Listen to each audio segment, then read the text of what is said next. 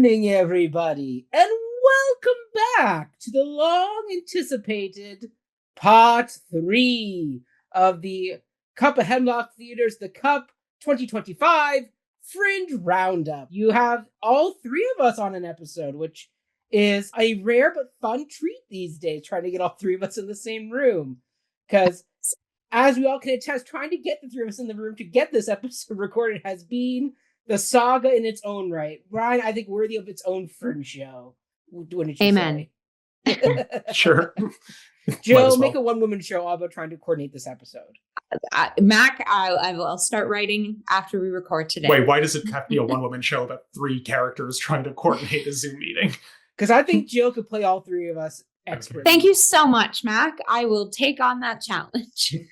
I'm picturing you like throwing on a goatee to be Ryan, like a ball cap for Mac. Perfect. Let's do it. Absurdity up the wazoo. We love it. I love it. I am your bald co-artistic producer, Mackenzie, and I am joined by my two fellow members of the Golden Trio. We have fellow co-artistic producer, Mr. Ryan Borochovitz. Hello, Ryan. Hello, Mac. How are you doing today? I am doing fabulous. And is that one of your classic plaid shirts I'm seeing, Ryan? It's a shirt. I think it's a checkered, right? I don't know. It's baby plaid, checkered, same thing. It's baby plaid. I love that. It's a shirt. Wonderful. What is in your cup? What are you drinking, Ryan? I am drinking water in the cup. Ooh, that's the one. And I have extra water here in case I finish it and need to refill. Very good. Very good. And of course, we have the wonderful associate artistic producer, Ms. Jillian Robinson. Hello, Jill. Hello. I love how exhausted and like heat, exhaustion, busy, deprived we all are, because I think this is going down in the history as the silliest, most lovely intro we've ever done. And I'm just so here for it. Like my personal state, we're here for it. I am exactly that. I just finished up.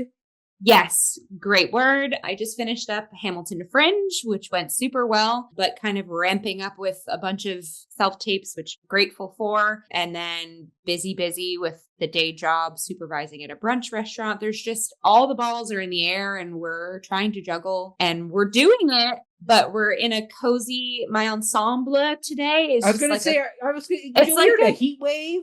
Well, okay, because I just did a dance called Self-Tape prior to this. So I'm in the my sweat is I'm now freezing. So I have this sweater blanket thing, which might come off. You're very Norma Desmond. I'm very much cocooned and ready to record. So on that note, to keep me hydrated, I just have a sports cup full of water. Sports. And then I have my favorite mug, Marie, ladies don't start fights, but they can finish them. And it's Disney because the self-tape I did may or may not have been for Disney. And it has pumpkin pie coffee in it. Ooh. Bippity boppity boo. Over to you there, Mac. How are you? What's in your cup? Well, Ms. Jillian Robinson, I also am rocking the Cup. Hey-o. Which one of these days we will have to sponsor and actually start selling. So that the amount of people who I've talked to at Fringe and in our social networks all going, where's the Cup? Merch! Yeah, merch! Add that to our list of things to do. But I'm drinking a Diet Dr. Pepper in the Cup for why not? I love Dr. That's my favorite pop. Right? It's so good. It's so good. And why is it in your cup? And then, of course, I don't have it. It wouldn't be a classic Mac episode without another tankard of some pomegranate orange crystallite in my Stratford mug of, for God's sakes, let us sit upon the ground and tell sad stories of the death of kings, Richard II. I wouldn't have it any other way, Mac. You and your crystallite take me back to grade school so hard. Right? Give me 1 second. I got water over my hands. And I'm dripping. And I don't want that. The pull quotes from this episode? Yeah. Wild. Ryan's going to have so much fun with this edit. Yeah. I can tell already. He's looking forward to it. Keep most of this in it, though. It's kind of funny. Yeah. We'll see. Anyway. All right. Well, in that case, as you will have known if you've watched part 1 and part 2, we're going to bippity boppity bounce between different shows that we've all seen over the Fringe. This is an episode where there's actually a lot of shared content, which is why they ended up in part 3, because we front-loaded our episodes with ones that were more individuals shows. Now it's more, which shows do we share together? So that'll be fun. And basically, we'll just have a nice quick discussion, give our general thoughts and appraisals on the shows that we'll be discussing. At the end, we'll do a nice solid wrap-up, and away we go. And so to kick off our lovely discussion, we're going to do a show that Jill and I saw. This was a last-minute show for me. I was not originally intending to see the show in my schedule, but I had a moment open, and I was like, let's go see something. And so we ended up seeing Singing Psychic Game Show by Glint of Light Ltd. So, Jill, what is this piece? Yeah. So this piece is this was the first show that I saw in Fringe, actually. So I kind of like that it's the first show kicking off part 3. Mm-hmm. And this show is a one-woman show. Our protagonist is a singing psychic. She is a psychic and uses titles of songs. So she pulls from her little deck of cards and it's a title of a song. And then she kind of unpacks like, why is it that song for you? So it was the first show I saw and also the first show of this show.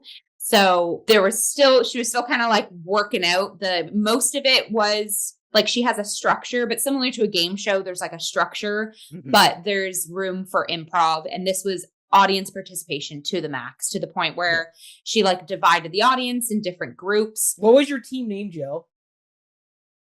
Oh my gosh. The oldies, but no. Oh my gosh. What were we? Sorry, folks. Again, it's been about a month. You've let your team down. Saw this. Mac, what was your team name? Yeah, what was your team name? We were like the... See, I got it. We were like the right ones or like the winning team or something cheeky like that. Yeah. Okay. Did you win? Yeah, no, we didn't. Okay. I think the something Cougars won. I forget that team name too. Yeah. What were you? Yeah. We were like the shitty chakras or something like that. Does nobody remember their team names? Well, see, like, I didn't come up with it. It was somebody else in my row that had a really punny name at the time that even shocked her. She was like, that's a good one. You get points right off the top for that creative name. So basically, just before we get too specific into our both iterations, but so she divided the audience into 4 groups, and then she had like a table with all of her cards, and then a table that also had like a book, like a psychic book to flip through. Yes. There was this like umbrella wheel that like folks pulled up on stage, twirled around, and then if they where they landed on and they got their reading. So she would kind of pick and choose like who to read for and why to read for them. To be fair, the very first reading she did with my show, she pointed at me, literally the first person in the audience. And she's like, let me pull for you or whatever. She pulled a song, and there were several songs she pulled for me throughout the night. So the only one I'm actually remembering right now is Like a Bird by Nelly Furtado, but that wasn't the one she pulled at first. But she pulled one, and then she was like, you seem successful, or like you're finding a lot of success. And at the moment I had just gotten a self-tape prior to going into that show. So I was like, yeah, actually that's correct. But a lot of them you could tell like she would pull a song and then she would kind of like, you know, make up a reason why it is for this person. It wasn't like mind bending, like, how did you know that about me? She was kind of making it like a fun, like everyone can get a little fun, cheeky reading. So that it was kind of like a bunch of different games. One of them, like we had to basically play like a statue, like freeze tag kind of game, and whatever team won got the points. Bingo? Did you bingo? There was bingo. Yes, we actually had bingo cards. Our team won bingo. That was cool. It's like songs would play and you'd have to like write down or like circle if it was on your bingo card what the song was. So as the team, you had to know what song that was. So yes, it essentially was a game show with a capital G. I imagine that every show was different because like I said, she had sort of these gaming stations set up and she kind of picked and choose like who to keep up on stage to give a personalized reading to, or who to randomly point out in the audience, or who to hearken back to. So I feel like it just depends on the flavor of the audience. Like I said, the show I saw was probably very different from the one that Mac saw. So that's kind of it in a nutshell, and also my experience with it. But Mac, do you want to add some flavor there? Yeah, sure. I mean, this was a fun piece. This is a classic cabaret fringy style show. There's no major plot. It's just fun and games with this very energetic performer. Her name Maricia Trembeca. Yeah. Perfect. There we go. Thank you, Joe.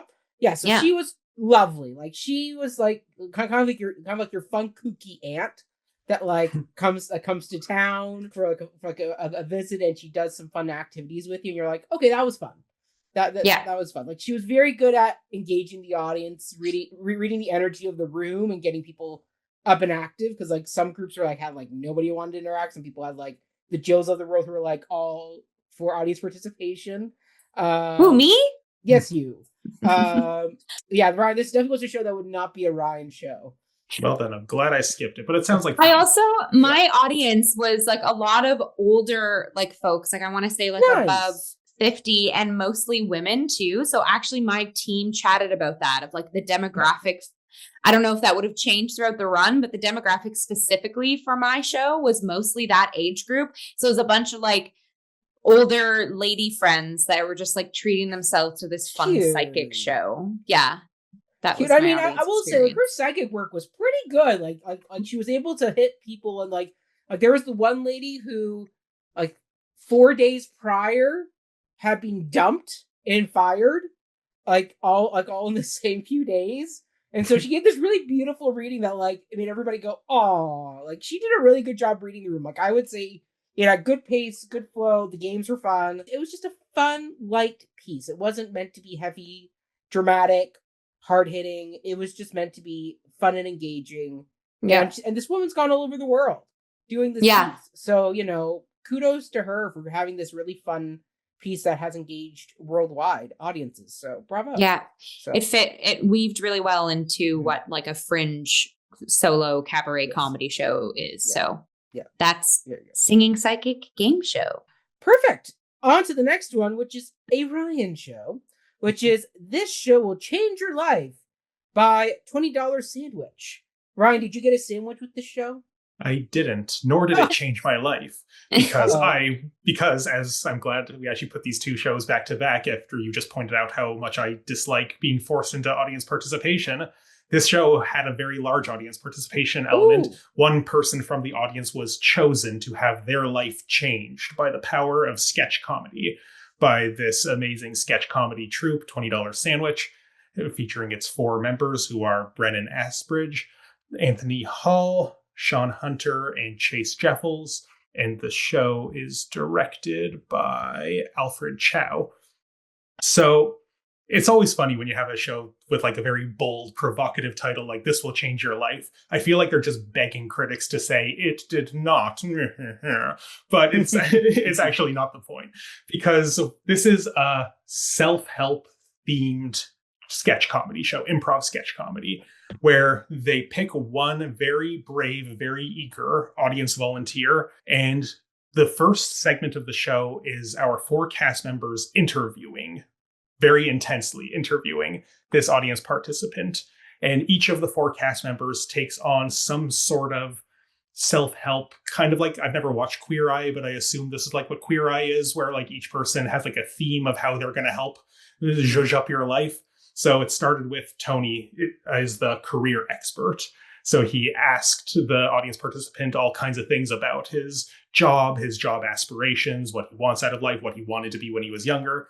And they go through that for like 4 different categories. Brennan was next as the relationship expert, who asked things about his love life. And then we had Chase was the family expert, things about his family life. And then finally, Sean was the passions or hobbies and interests expert, who asked like what this person was into. So we had this one audience member kind of really opening up about their entire life through these 4 categories, essentially. And then after they extracted all of this deeply personal information from this person, who then stayed in their seat and just got to watch the rest of the show with the rest of us, they just did a quippy, buzzy sketch comedy review that is entirely improvised. And each sketch sort of brings up some sort of piece of information from that interview. And I will just say, this was so well done. As far as improv goes, the quickness with which they came up with all these things, like I did not clock a moment, or if there was one, it happened very briefly, where the cast actually like parlayed with each other about like, okay, so we're going to do this kind of sketch about that. They just, once we switched from the interview into the actual sketch part, which took up the remainder of the show after the interviewing was complete, they were just in it. They started a scene, and I don't know how they communicate with each other. They're just clearly a very good synergistic team in this way. But like, you start the scenes not even really knowing how it's going to relate to some of the material from these interviews, but then someone will mention something. You're like, oh, okay, it's about that. Like, there was like one funny thing. So in the show that I saw, the guy in the audience whose name I forget, apologies, but he's not part of the show proper. He like mentioned that like, yeah, he's single. He's never been married or anything. And they're like, oh, well, did you ever like have a crush? And he talked about like, yes, there was this, one girl from university who, yes, I was very, very attracted to her. She was not too pretty, but just right. And it was like just like a funny thing that they latched onto. And then at one point during the sketch review, there was like a Goldilocks sketch about the just right. I'm like, oh, that's funny. It's like, it's very clever ways that they integrated this material. It wasn't really about the guy who they interviewed, but they did such a good job of taking the things he said, finding what was funny about them, and then integrating that into the sketches. There was another thing in that same segment where they were talking to him about like his love life, and that not too pretty, just right girl who he was into, nothing ever happened between them because someone put a bug in her ear about some bad things about him and tainted her impression of him. So then there was a later sketch where, someone's trying to ask someone out, but then this bug, like an actual like insect, flies in and be like, don't date him, he's a jerk. And it's like, hey, what's your problem, bug? Like, it was just like, yeah, it was so funny the way they kind of like did this. Yeah, all four of our comedians did like such a good job. I will say Brennan, the lone female in the team, I want to give her a very special shout out, because while they're all, I would say, equally funny as improvisers, I think she did a very good job during the interview segment of yes-anding the responses that the audience participant gave. Even when it wasn't her turn to be the expert leading the interview, all four of them were able to kind of like chime in and riff jokes off of the things that were being said in the interviews. And she, I noticed, did a very good job of, when something was like a little askew or there's like a worthwhile follow-up question to ask in the interview, like she like locked in on it right away in a way that I didn't find that the other three did as much. So big shout out there. Like, and it's just like, there's a lot of like really funny stuff in the ways that they conducted these interviews. Like, these are clearly very good friends. They've clearly been doing improv together for a long time. They can like read each other's minds, as I sort of alluded to earlier, and just knowing where these jokes are going to go. And I just thought this was a riot.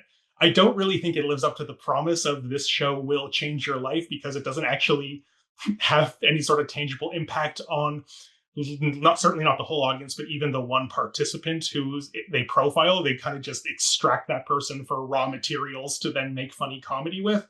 And then after they finish the sequence of sketches, they go back to their audience participants. They did this show change your life? And he's like, yeah, yes. And they're like, hey, here's a button that says my life was changed by the show, or something to that effect. And it's funny, but like, I think it's a bit of a misnomer in that way, because it's more about, we will use you and your life to make funny comedy. I can't really imagine, obviously it's not the point, but I can't really imagine this audience participant thinking, oh, I'm going to do things differently now because I saw these funny comedians all they know exploit now my is don't past do audience trauma. participation. Join Ryan in the back row. No, I think like the audience participant we had a great time. I'm sure it was the case with all the shows here. I definitely, because this show really focuses on one audience participant in particular, it's very easy to not get roped into it if you don't want to. There's enough people eagerly raising their hands and only one gets picked, that if they ever do tour this show or do it in other venues, I highly encourage people to see it, regardless of whether or not you love audience participation like Jill or would rather watch it from afar like me. I thought this was a real riot, and I encourage people to see these comedians do other improv, other sketch shows whenever you have an opportunity. Wonderful. Boot boot. All right, and speaking of Jill, let's go back over to her for Potato Potato by Quirkle Theatre? Quirkle Theatre, I believe. Quirkle. Yeah, that. Yeah, Quirkle. Yes. So, Quirkle Theatre. I wish y'all saw this. Okay. But you will have time to see this, because this piece is going to don more stages 1000%. It is quirky. It is super fucking smart. It is filled with a ton of Sheridan Musical Theater students. So the dancing is impeccable. The songwriting is hilarious and super, super on the nose, intelligent. The scenes were like so absurd and strung together with this story that I'm going to get to in a second. But I want to say right out the gate, what is perfect about this show, in my opinion, because this was one of the musicals that were in the Theatre Passe Muraille space. This piece is super smart because it's just an installment of what this piece is going to be. So it's projected itself as a new Canadian musical, Potato Potato. It's the totally canon historical famine.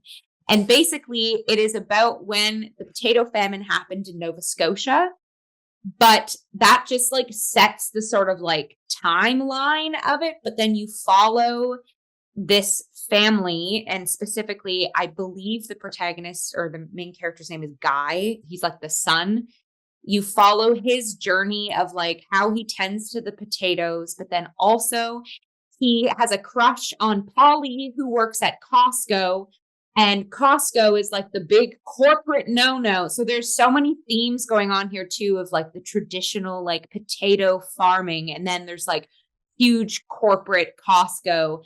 And it's a bunch of like new Theatre Sheridan students like taking their spin on a bunch of political things, but in the most farcical, absurd way, packed with like phenomenal character work. Polly's boyfriend is like the son of the like a CEO, and his mom is like the epitome of like the hot like 80s workout mom who like is like bacon. Like there was so much Brecht in this too, like a lot of representation, but like again, all baked in like the quirkiest thing. Like there's literally in their write-up, it says too, like packed with 5 pounds of potato salad. Yeah, that's like a thing. There's like a bucket of potato salad that just gets like carried around. The like dance sequence breakout flash mob in Costco is like some of the best dancing I've seen in like ages. And like I said, I'm not even cracking the code on the book. The book is so clever and the lyrics are like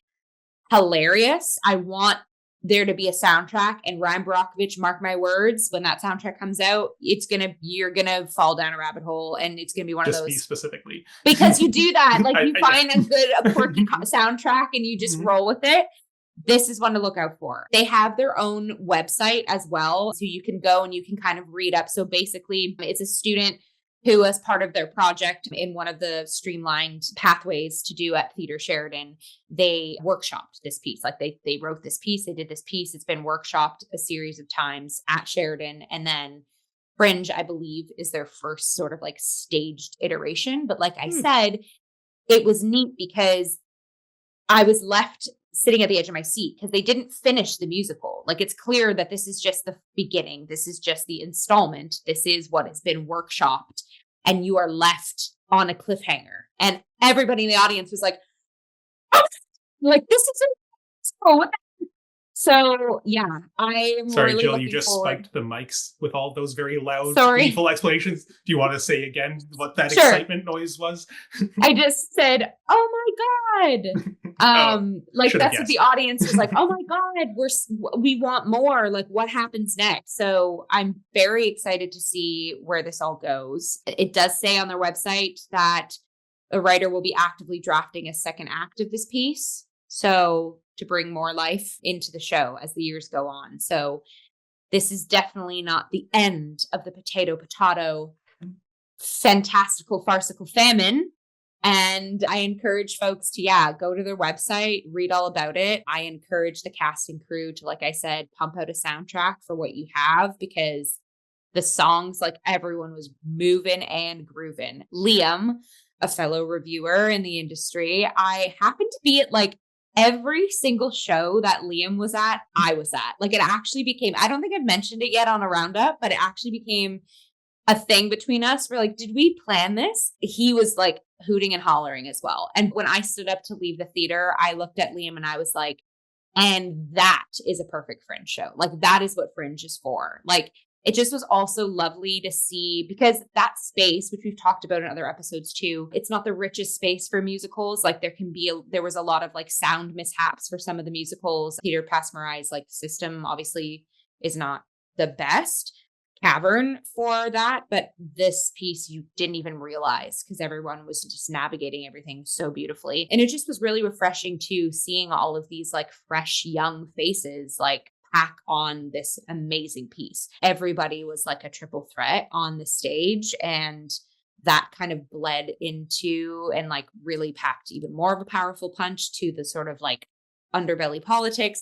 There was a lot of like sexy jokes going on too, and like some of the genres were, like I said, it was quirky, but it was also like sexy. Clever how that like they personified the potatoes at some points. There was like a trio of sort of like corporate goofballs that like, again, they were amazing dancers, but the costuming was like they were wearing men's blazers with like a tie, but then they just had like dance tights and leotards underneath. So it was very like femme mask representation as well. It was a cacophony of everything. And sorry, Jill, could I just ask? Because I don't think you've named anyone specifically who wrote it, and or there specific actors you'd like to shout out? Let me pull up their, unfortunately did not keep the program. Their actor list is not on the Fringe listing, but the director is Talia Bowell. The music director is actually a dear friend of mine, Jessica Looper. Jess also goes to Theatre Sheridan as well right now. And then producers, Emma Golden. And then that's who wrote it, right? Yes, Emma. Emma is our producer and our writer. Thank you so much for creating this silly, amazing piece. And yeah, I look forward to 2 and beyond. Yeah, that's what I'm going to say on that. Potato. And now I want a baked potato. Yeah. That'd be a great snack right now. Oh, anyway. Dreams. Yes. All right. Next up, we have one that Ryan and I saw. Mm-hmm. And this one probably has the longest title of any Fringe show this season.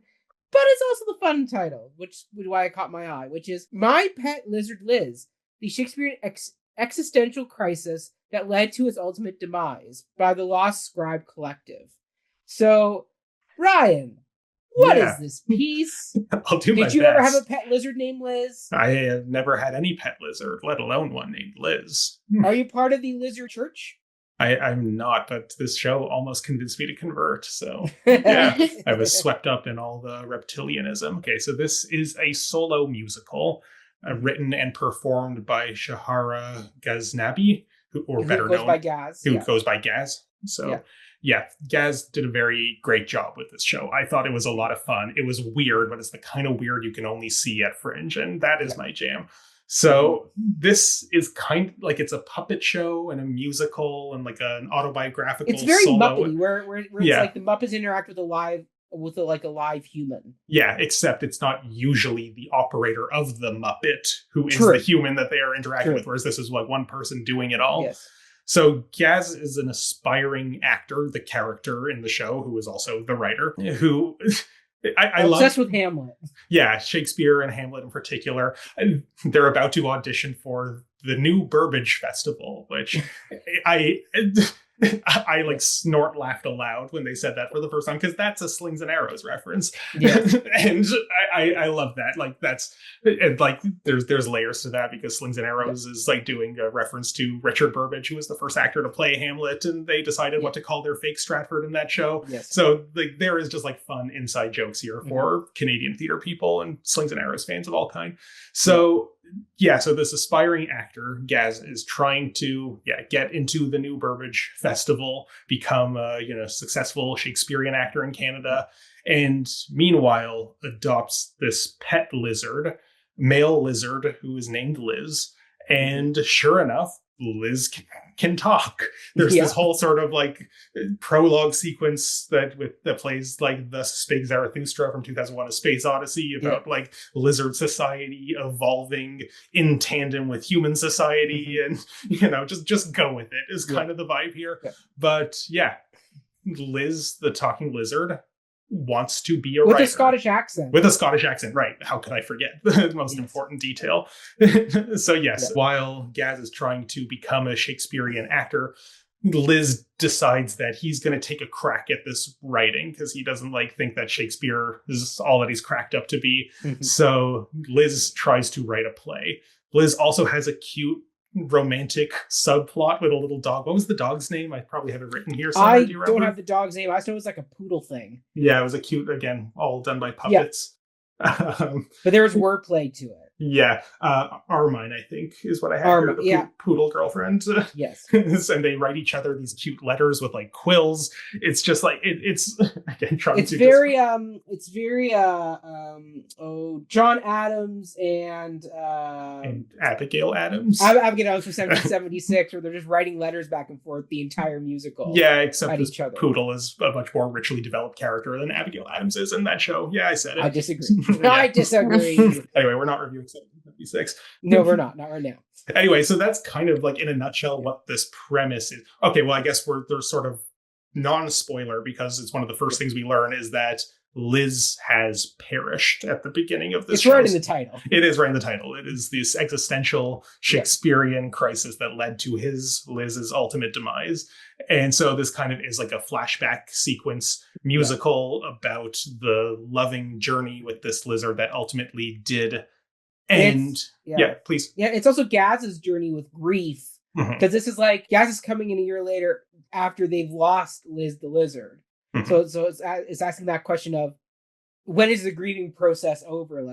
Which ties back into their interest in Hamlet as a character, yes, as well. So. And there's this kind of interesting anxiety of influence subplot about Liz trying to write better than Shakespeare, going up against a theater critic named Branch Dubois, who we keep hearing about. And then when we finally see Branch Dubois, this set also was amazing because it was this sort of doll's house kind of set, but then turned around and became a tree trunk, and then that tree trunk got a face that moved with big. That was my favorite. And that was Branch Dubois, who was this talking That's tree funny. trunk. This is just the puppetry. This is amazing. Oh, also, Anand Rajaram directed this show. He's been very busy this Fringe season.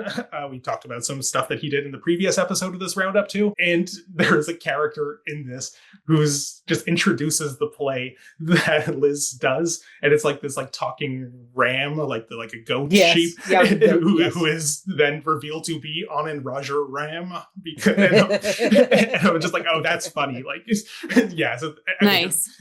Also, it's a musical. Have we said that enough times? Because the songs are also fun and witty, and I'm trying to write down enough of the song lyrics and stuff. But this didn't even need to be a musical because it's a funny whimsical plot on its own. But it's also fun that it is a musical. I don't know, back I'm spiraling here. What do you want to say about it? I will say this show did a great job getting the audience invested in all the puppets, just like how in the Muppet movie where you're afraid Kermit's gonna have his legs ripped off to be made into frog's legs. You know that Liz is gonna have to bite the dust at some point, and when Liz's play that gets into Fringe gets absolutely panned by Branch Dubois, you feel horrible. You feel that crushing feeling you feel when your work doesn't come together, or it isn't, or you feel it wasn't understood at the time. So they did a great job of creating this very human. And when Liz lashes out at the dog character and Gaz, it's oh, you're a bit of a jerk, Liz. You're not. Oh, Liz is definitely character. A jerk. Yeah,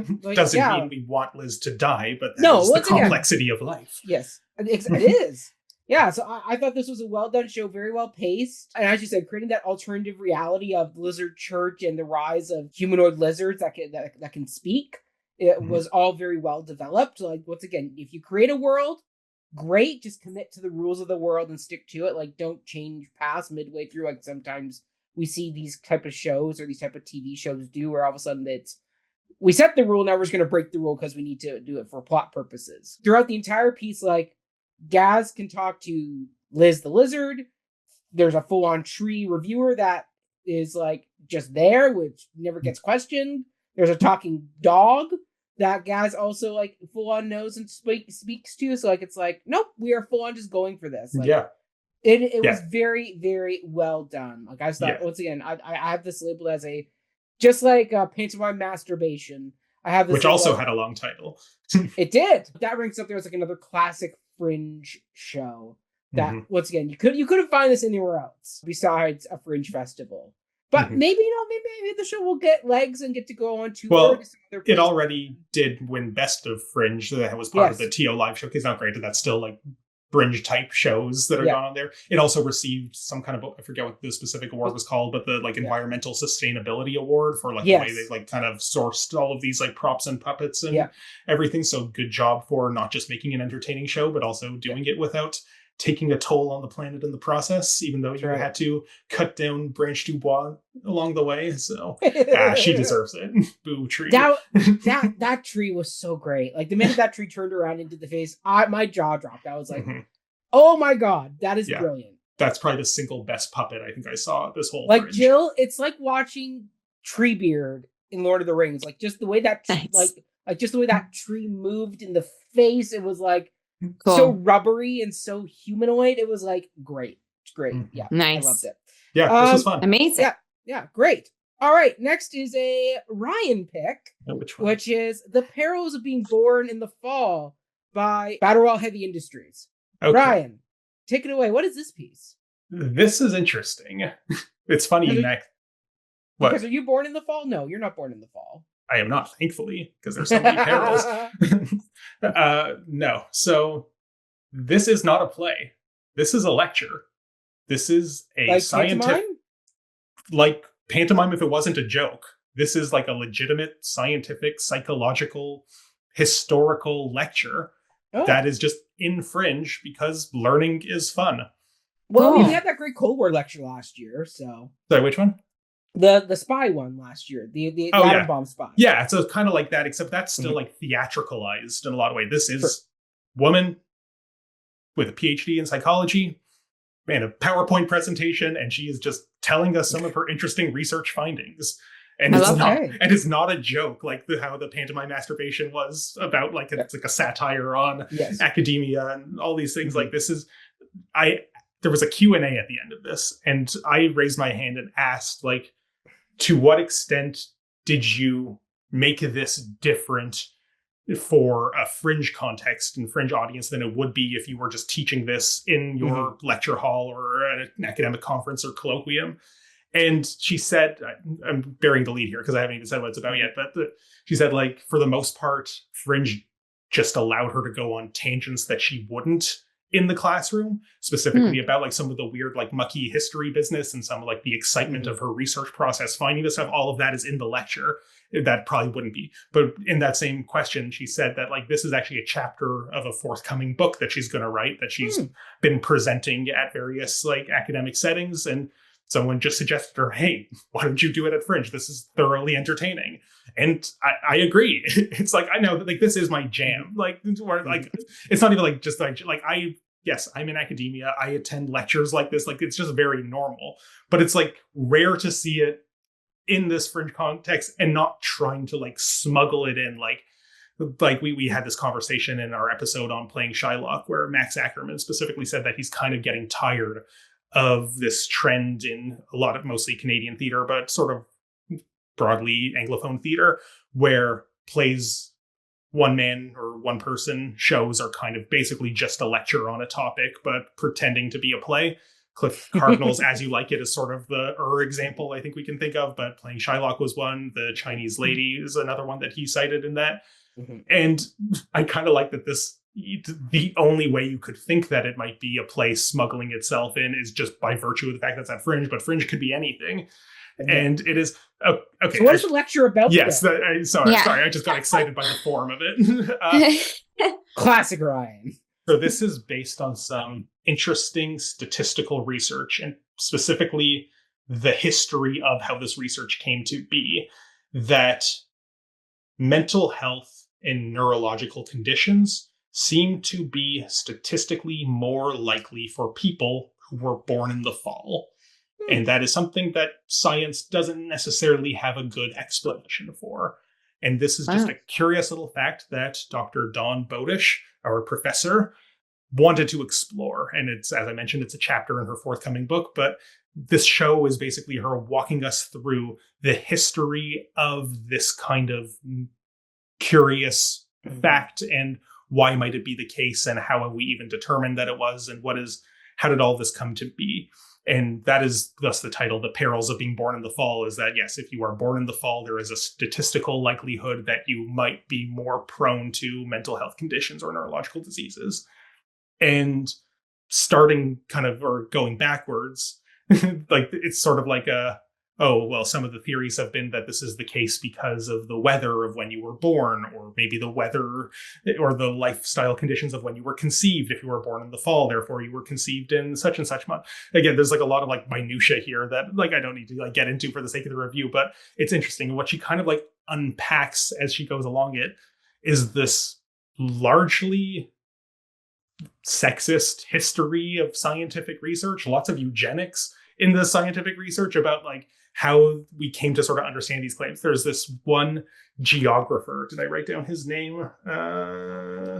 Yes, Professor Ellsworth Huntington, who's a geographer. She constantly points out, as in like, upon what credentials is he doing the kind of research here? He's a geographer, but he did this sort of like geographical survey of the various like sort of like sexist and racist ways that he concluded that certain like people behaved in certain ways or had certain conditions based on where they lived. And every time he made a claim that we might think is questionable, she pointed out, well, Professor Ellsworth Huntington, geographer, so, you know, take this with a grain of salt. This isn't his field of expertise. And yet this was like an influential theory that he put forward that was kind of very foundational to the way we sort of think about these conditions. But the real hero of this story, who Dr. Dawn describes as her personal hero, is Dame Ida Mann, who eventually became the first female professor at Oxford. And she was studying mustard gas injuries during World War I. She was an ophthalmologist who studied eyes. And if you're wondering like how all of this ties together, it does. And it's like really cool. And you might just have to read her book because I'm not going to do a good job describing all of it. But part of like this adventure that she's telling us in this lecture, and this is the part that's sort of like unique to the Fringe version, is just the zest of finding this material. That there's this ode to librarians section in the middle because Dame Ida Mann, her research findings or her publications are very difficult to find today. They're not really well archived. It maybe says something about the way that female scholars and their legacies are maybe hidden in some of these histories. And there's this whole sort of sequence of how Dr. Dawn finally found the paper that sort of like unlocks all these findings. And she was so excited when she finally came together that she printed off copies for all of us at the show so we could read the paper ourselves. And like, this goes over my head. It's not my like field of inquiry, but I'm like, this is fun. Like, this is bringing us into the research process, sharing with us how exciting it is to just find this little thing you've been searching for that unlocks this whole story. And even though we don't necessarily get an answer to why it is so perilous to be born in the fall, we have to take it as a given that it is, because you are more likely to get this, but there is no kind of firm conclusions about why this is the case. She even says that it sounds a bit like astrology when you kind of like map it out like this, of that when you're born has these sort of big impacts. Something that she also mentions near the end is that cardiovascular disease has the opposite pattern, that it's better to be born in the fall for your heart. And we have no idea why.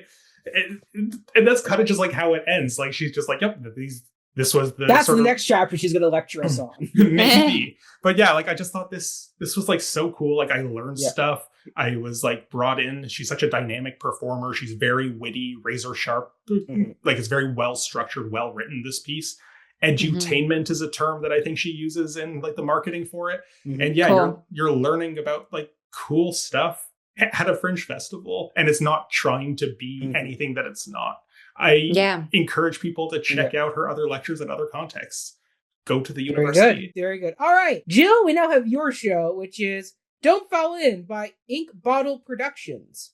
What is this piece, Jill?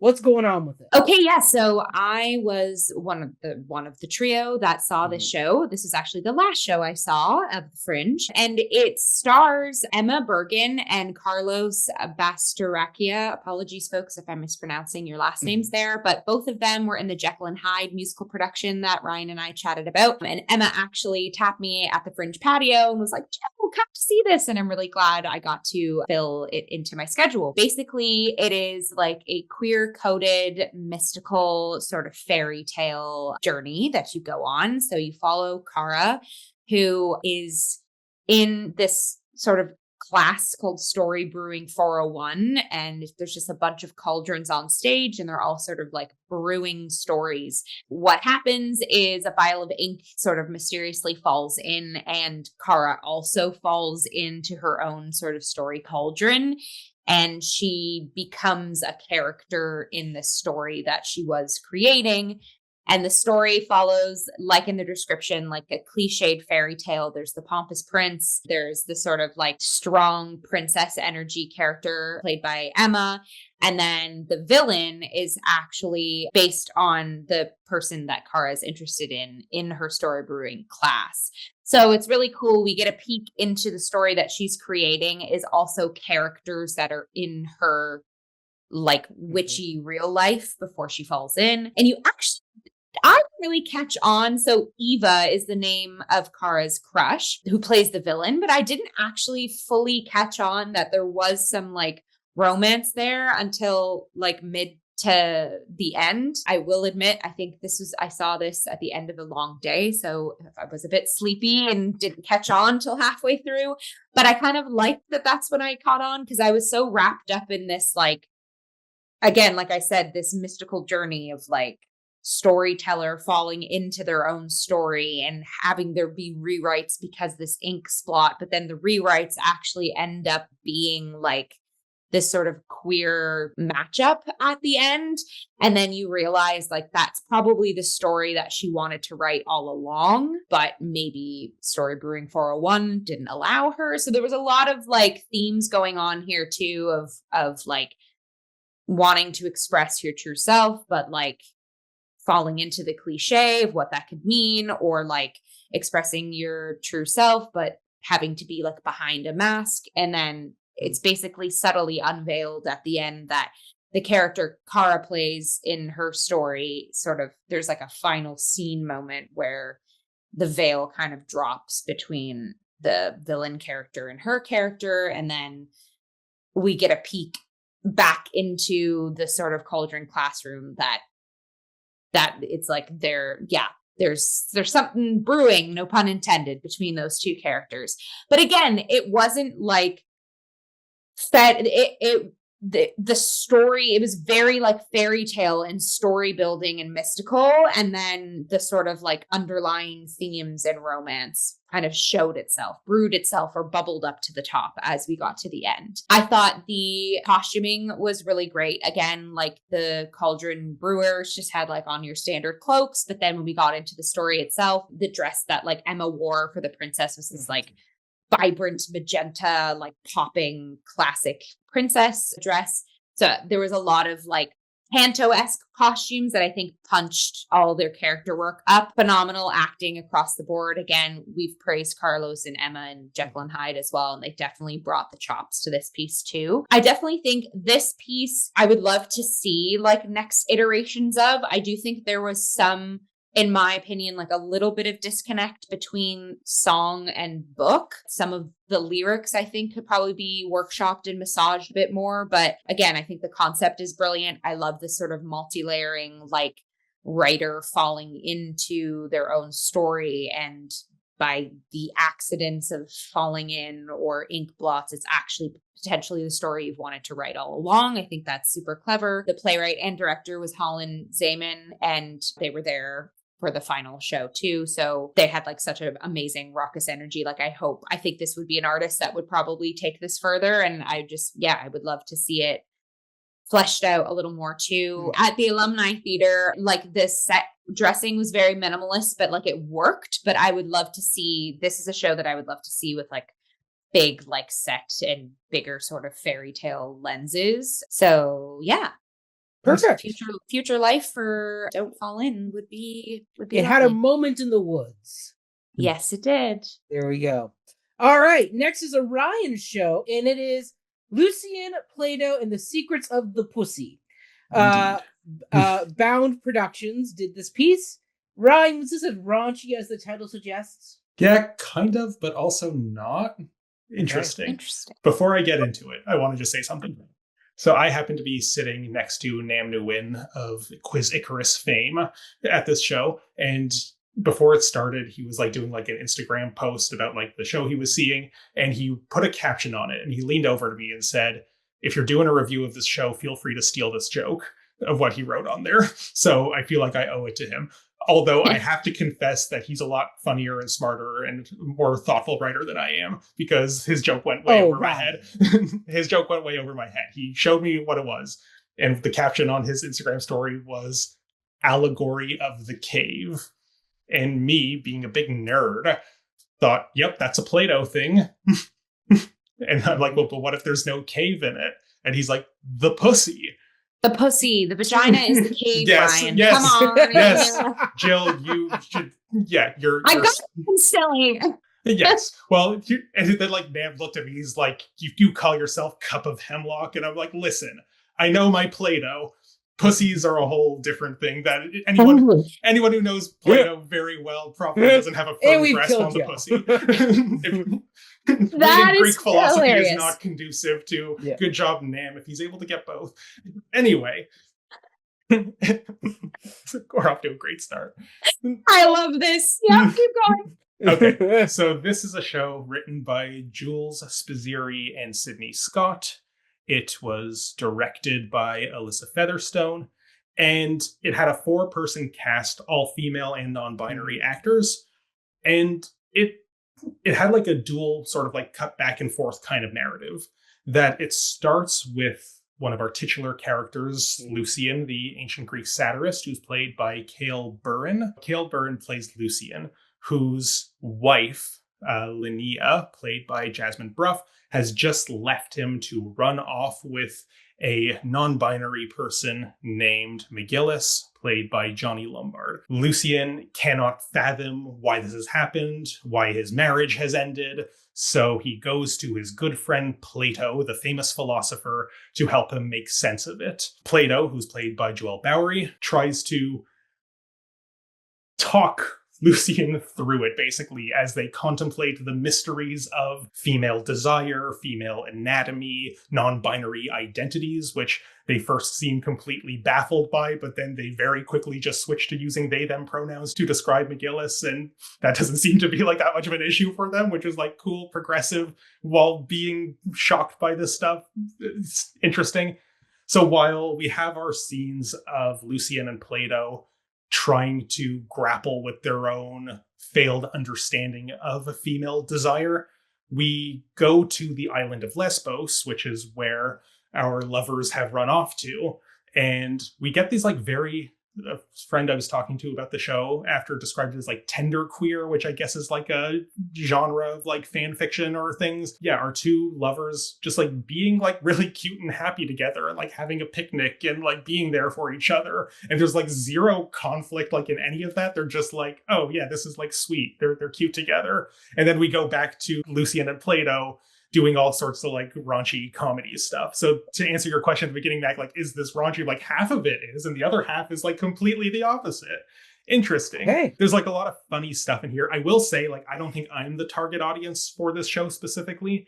I don't feel like the jokes are like a lot of my vibe. Maybe they're just like too raunchy for my taste personally. I'm a nerd. Sounds like a Jill vibe. Yeah. I was gonna say I missed out on this. I will say the audience like all around me was hooting and hollering the whole time. Like, nice. It has found its audience, and I unfortunately might just not be part of it. I don't know if Ryan was still trying to figure out the cave.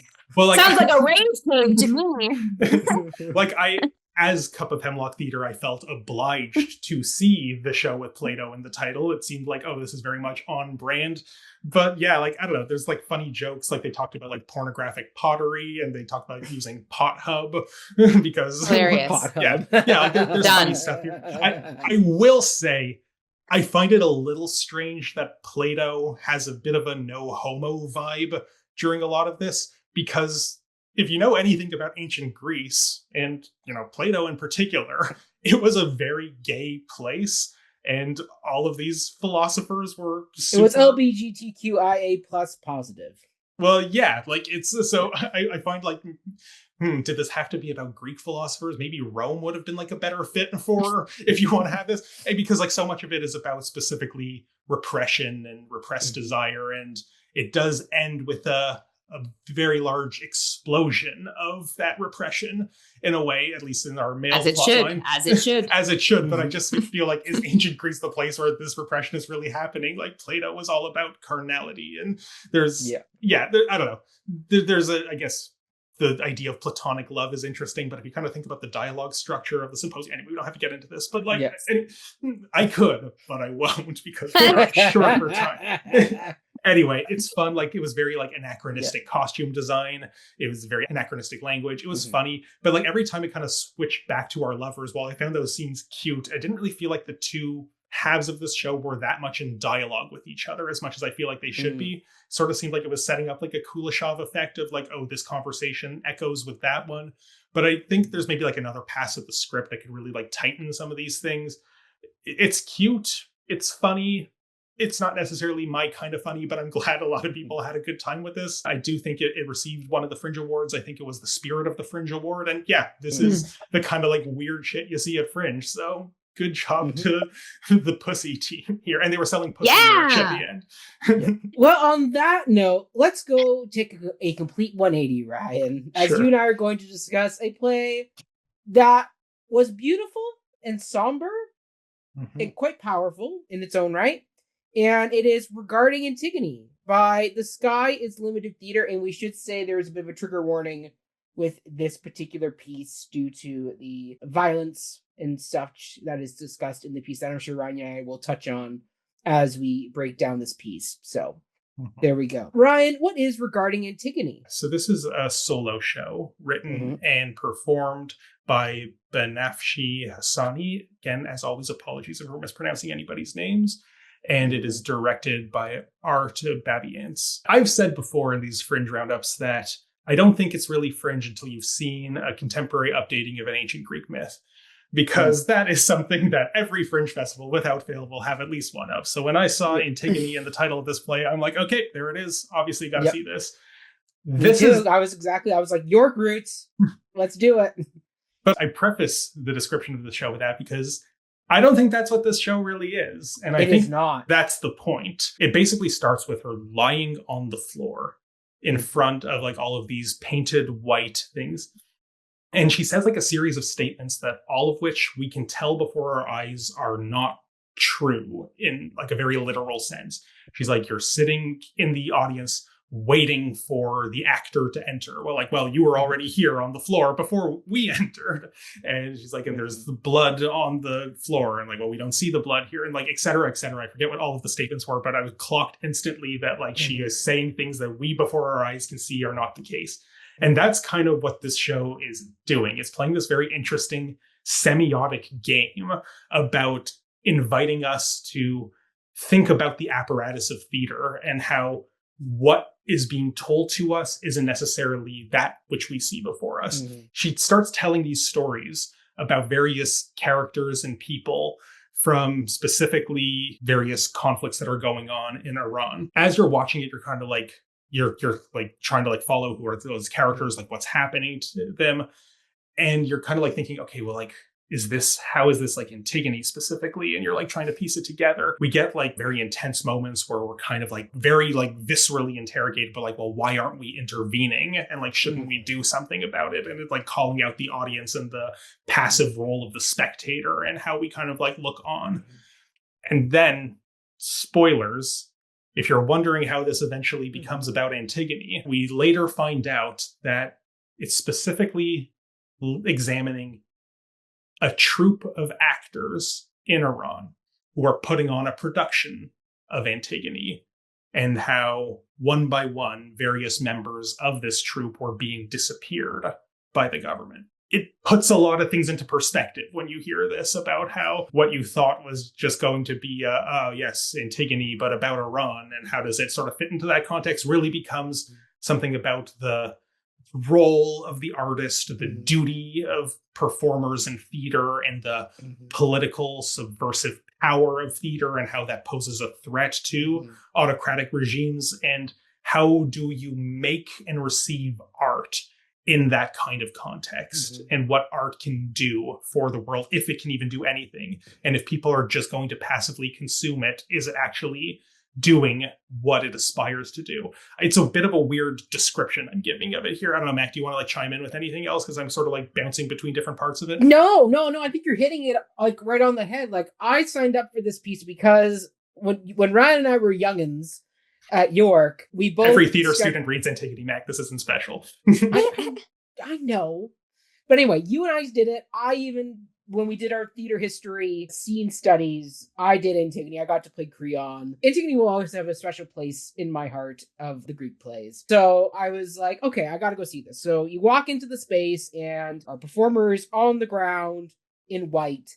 And it's like a completely blacked out theater space. Like they've killed the house lights basically down to nothing when you're coming to get into your scene. So I'm like, so you're thinking, okay, is this Antigone in the cave? And we're going to get a whole one-person show of Antigone inside the cave as she is slowly suffocating to death. Like, is this what the play is going to be? And then you get into this whole other thing, as you said, Ryan, where you're getting each of these very graphic, horrific deaths. Like, the first one right off the top is a mother searching for her lost or missing son, only to then to have her head bashed in by police clubs in her house. Then you cut next to, I'm glad you did the content warning because I wasn't going to get into the specifics, but we're in it now. It's important. It's important to note that because at the end, anyway, it will build anyway. But throughout this entire piece, you're getting these very violent, very bloody images, like the person who goes to a protest is beaten, but then goes home and dies of internal wounds that they don't even know they have. There's all types of images like that throughout the piece. And at the very end, the most beautiful and haunting image of the whole piece is the blood on the stool, where all of a sudden the blood is on the stool. Like it just appears. Like it's just appears. Amazing like, stage magic. I don't know how they did it.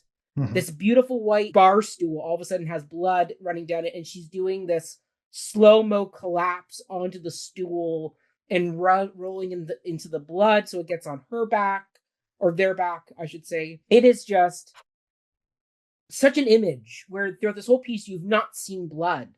It's and you're kind of we're told about it a lot. We're told once again. We are told about. We are often told that it is there before our eyes. That's the factually inaccurate statements that your mind is trying to laminate these two things together and then to have it appear. And I'm assuming because originally when you're not seeing the blood, it's Fringe. We're not doing blood. This is a white set. It's maintenance of doing this night after night. Suspend your disbelief. Suspend your disbelief. But then you do see the blood at the end, and it's like you've sat this whole play and listened to these violent murders and disappearances, and you've done nothing. And now you see blood on stage, and you still do nothing. As they are literally lying on the floor in front of you, dying, talking about this production that this community has strived and tried to keep alive amongst these protests. It's a haunting piece. Even the one trick that got everybody in the audience to gasp is they had this water dish on stage, and because it's the mother at first, you think they're cooking rice or they're doing lentils, which is funny because it's in the same space where Monks premiered a year earlier. Right. Anyway, lentils. Yeah. Silly. So you're in there and they're moving it, and you think there's water in the dish, and then all of a sudden they stand it up perfectly, like it becomes a clock, audience, and it's a clock, and it's like there's no water.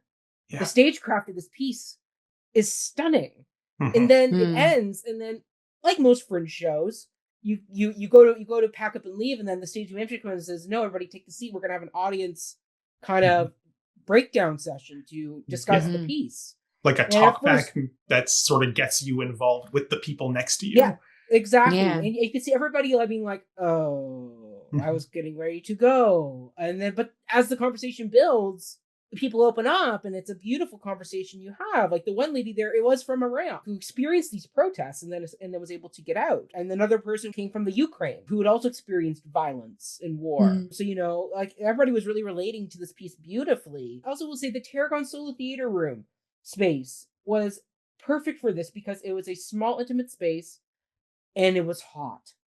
And this piece was a slow burn of a piece. As the room gets hotter and hotter, like as the piece is going on, literally, like the heat, because the stage lights are on, the doors are closed, there's no air movement, like you're feeling the heat and you're Suffocating. Yes. Yeah. Oh my God. It was like that room is so hot. Like I was like, oh, trying to sit and watch other shows with that heat. It was just But the heat worked for this show. It was really well done. I don't know, Ron. Do you have any more final thoughts before we jump? Like, it's one of the things that kind of came up in like my audience talk back, and it was like with the very intelligent theater artist who I was sitting next to. It kind of came up, and then we sort of like brought it into the bigger room after we kind of broke out of our individual conversations to the whole audience.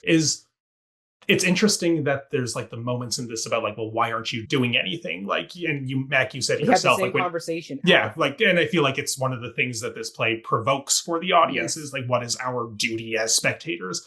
And I think it's interesting the way that theatrical convention pacifies us into doing, because like, yes, you see someone bleeding on stage, but you have to assume that the blood isn't real, and you have to assume that the show knows what it's doing. And if I get up and intervene, like there's the classic sort Somebody asked the stage manager that of, do you have a plan for the day when I asked that. will get up? And she said, we do, but we're not telling what the plan is. Yes. Yeah, I asked the exact same question, like, because we like to trust that the show knows what it's doing, and I don't want to be the asshole who ruins it by breaking the social codes of what the theatrical event would be. But this is a show that is actively interrogating those codes, and I think it would love if somebody actually did step up and try to help or do something. And I would have loved to be in an audience where that happened, but we are also accustomed to the proper role of the spectator, the theater etiquette, if you will. I was going to say, Ryan, tag up above our theater etiquette. Yeah, that this is a play that actively wants us to break out of proper etiquette, to rethink those structures and think about what is the duty of both the artist and the receiver of art in troubled times. Very good. Now we're going to go back over to Jill for In the Diving Bell by Tantia Dam Productions. Jill, what is this piece? Yes. So in the Diving Bell, I'm glad that this piece is coming right after regarding Antigone, because there are some parallels here. This is also a solo piece performed by a female presenting performer, Moza McNeely. There was a question and answer session post the show that unpacked a lot of the symbolism and the history and the sort of mythology that is kind of baked in. So this piece is...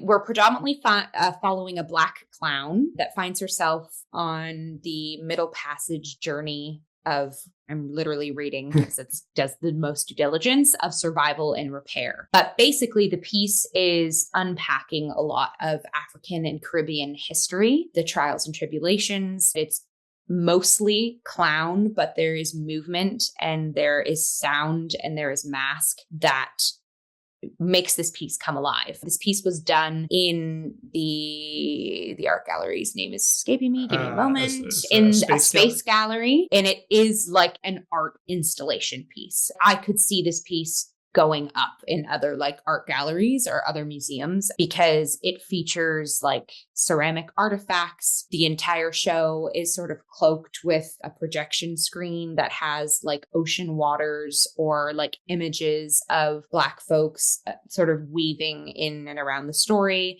There is a large sort of African emblem that is there throughout the entire show. And adjacent to this space is a piece of artwork that the piece draws upon. So you can also walk prior to seeing the piece, or afterwards, you can walk through and read up on all of that too. So it really is a weaving together of like all forms of art. And I did stay for the question and answer with Moza at the end. So I'll touch on that a little bit at the end, but let's get into the piece proper. So the piece weaves together like vignettes of this Black clown kind of like trying to discover themselves, and how Moza maps out the play space. She touches on it in the question and answer. It pulls a lot on like African mythology and like deities, different figures that this clown is sort of trying to endow. And again, I would love to read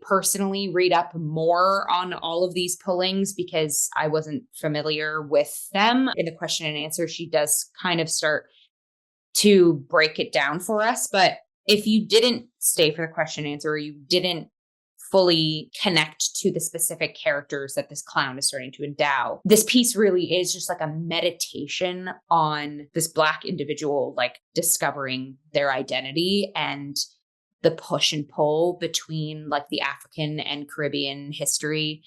And again, the sort of passageway. So there's a lot of pieces in this piece that you're seeing the clown like struggle, how the stage space was set up. It was like set up in quarters. And again, Moza breaks down like what each sort of direction represents. There was a back piece where you could tell that it was like the clown was getting captured and was being like brought it to a place that it didn't know where it should be. And that was all done through like, she like backed up and got caught in like this like fishnet and had to like pull herself out of the fishnet. So there was a lot of like in me like performance art in this too, that again, you didn't have to know the sort of like academic intricacies that Moza beautifully weaves through this. You're just seeing a meditation on this individual sort of finding identity and struggling through. The props of this piece were phenomenal. There's this wooden book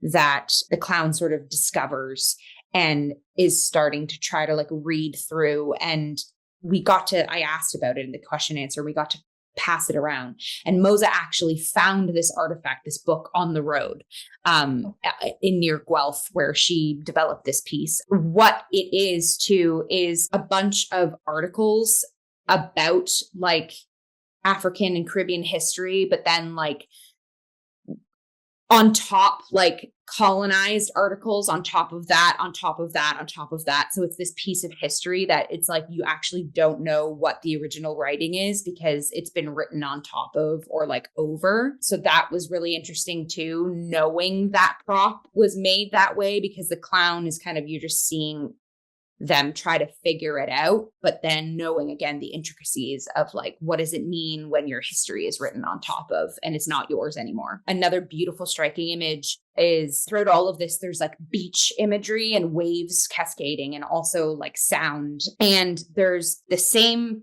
area where she tries to escape this net there's a bunch of ceramic pieces stacked around. And to me, it was giving the symbolism of like the bodies that built the Caribbean, like are her ancestors stacked basically. And she takes like, I want to say 20 minutes of this piece, taking each one of those ceramic pieces and giving them a space, a pathway across the stage. So she literally was like carving the path and giving due diligence to each ceramic piece. And then she walked across it safely. So there's so much symbolism in there that like is up to interpretation or what have you. But again, it was this very meditative, like, yeah, you are going to give each of those ceramic pieces their time. And then some of the bigger pieces, she would then go and create like little houses. So again, it was giving like, okay, this is the sort of rubble we're working with. And then you built a home wherever you could. There's so many, I could write an essay on this piece, honestly, but the most striking, the most striking thing, and there also there was blues and browns and bronze was like the color scheme of all this too, which just such a aesthetically beautiful breath of fresh air. So the most striking thing that happens though is she starts to take these sort of pieces and create like a semi-circle. So doesn't finish the circle, but starts to create it. But then she pulled up 2 Black females from the audience to help her create this path. And that sort of breaking the fourth wall and going beyond. And again, in the question and answer, Moza did say like she only chooses folks of color to, particularly Black folks, to help her finish that, because she wants that piece to sort of like, that's the sort of stepping stone of that piece, is gathering people of now to sort of help finish this journey, but it's never actually going to be finished. Watching that and again, this character, so Moza's performance too as a clown. And so, can I ask a question? Yeah, sorry, I'm like spitballing so much here. You're describing a lot of like really interesting and thought-provoking, striking and emotionally wrought imagery about the Middle Passage and the transatlantic slave trade. Is this funny? Why? I wouldn't think that clown would be a conducive medium for it's that. interesting because Moza is actually, she admitted she's going back to school to get her PhD. Mm-hmm. And in all of that next step of her journey there will be her unpacking and exploring more about the Black Clown. Mm. And so she wanted to, with this piece, use the Black Clown and sort of figure out, kind of like what you said, like how do we use this trope to sort of unpack this sort of content? So the clown themselves were cheeky and fun. And again, her movement and characteristics were so captivating to watch. And we were laughing along with her. But it was so raw and lovely to see that type of character struggle.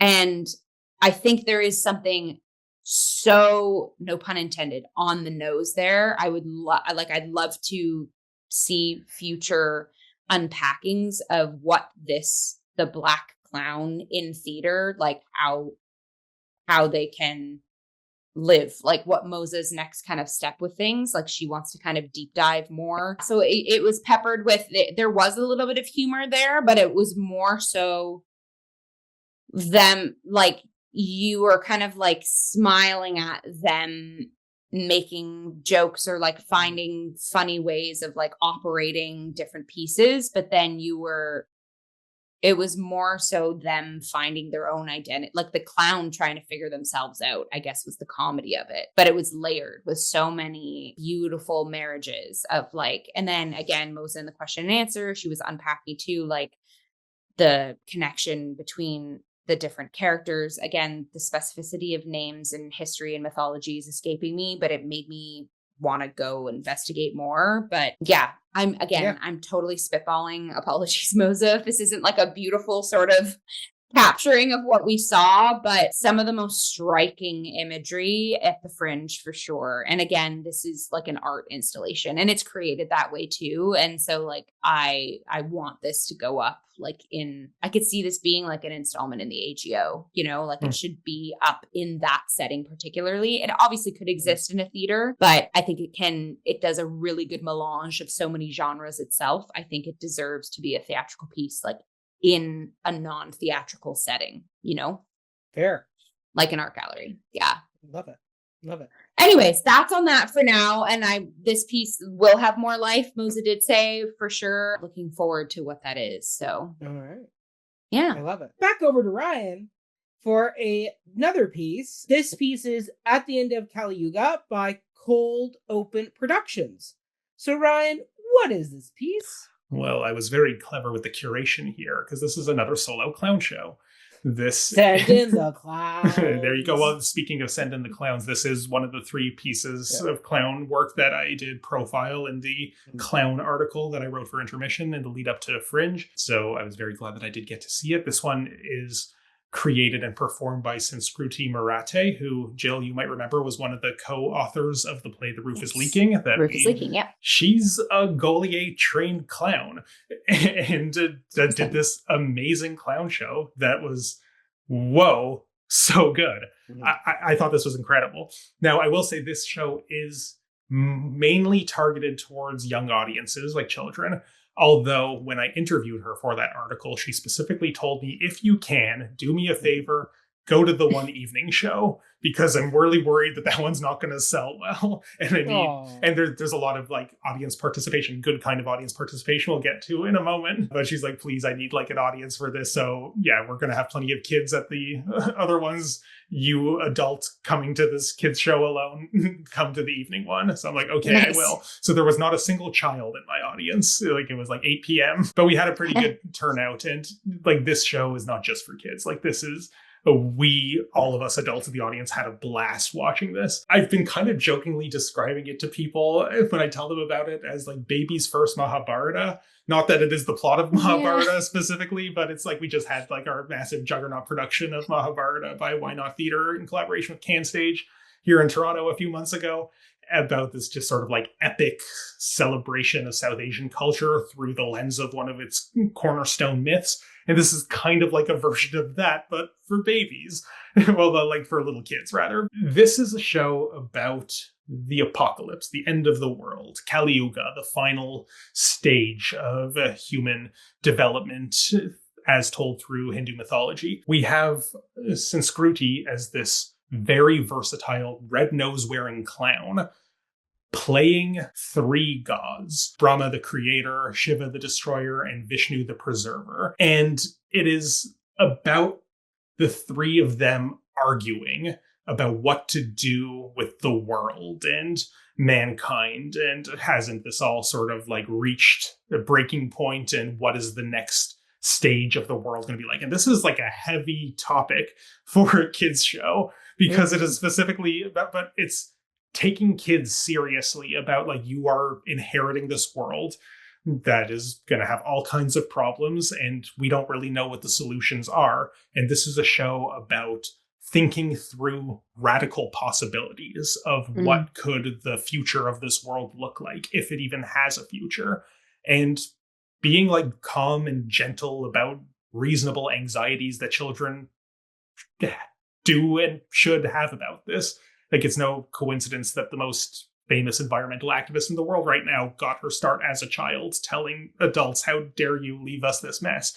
And this is letting the next generation not just deal with that sort of climate grief of like, what a mess we are inheriting, but thinking through what radical solutions would be. And we don't actually expect children to have the answers, but this is a space of imaginative possibility where there's no wrong answers. And we can kind of, through watching these three very clownish gods that Sanskruti plays with like amazing precision about differentiating their voices and their mannerisms and the funny ways that they interact with each other. Something she told me in the interview that I thought was very prescient, and you see it kind of in the show itself, when I asked her like, wow, the end of the world in Hindu mythology doesn't really feel like the kind of obvious thing to lend itself to a clown show. Well, the god characters that we find in these stories are very like human and very petty, and they have like their little squabbles. Like, they're kind of like children in a lot of ways. And clown as a medium is something that really presents the adult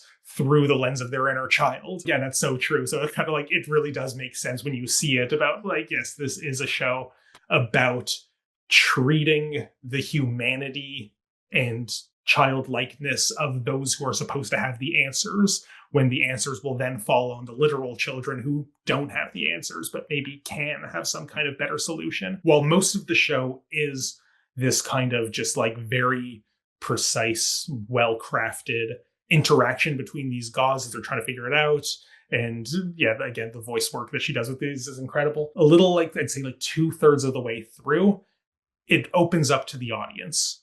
An audience that, I'll remind you, is usually children, but in our case, it was all adults, where we are all invited onto the stage.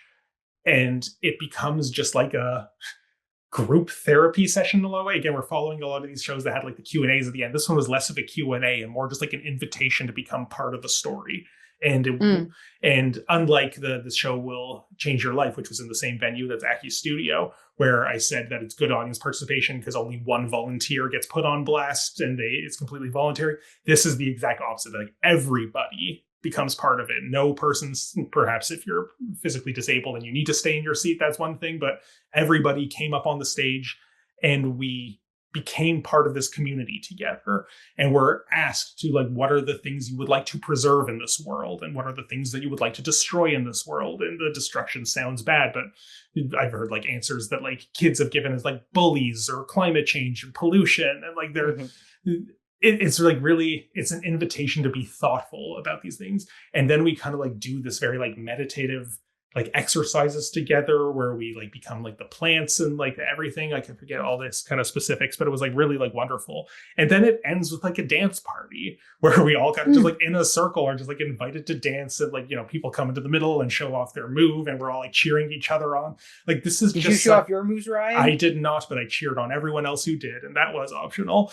There you go. But I did participate in the dance, like as we all did, and I did like all the motions, and I contributed ideas to like the, what do you want to preserve, what do you want to destroy, how are we going to save the future. This show is just like so touching, so beautiful, so fun, so funny, and it's about one of the most like dour things that we ordinarily feel so anxious about, and yet I left the show feeling so light, so energized.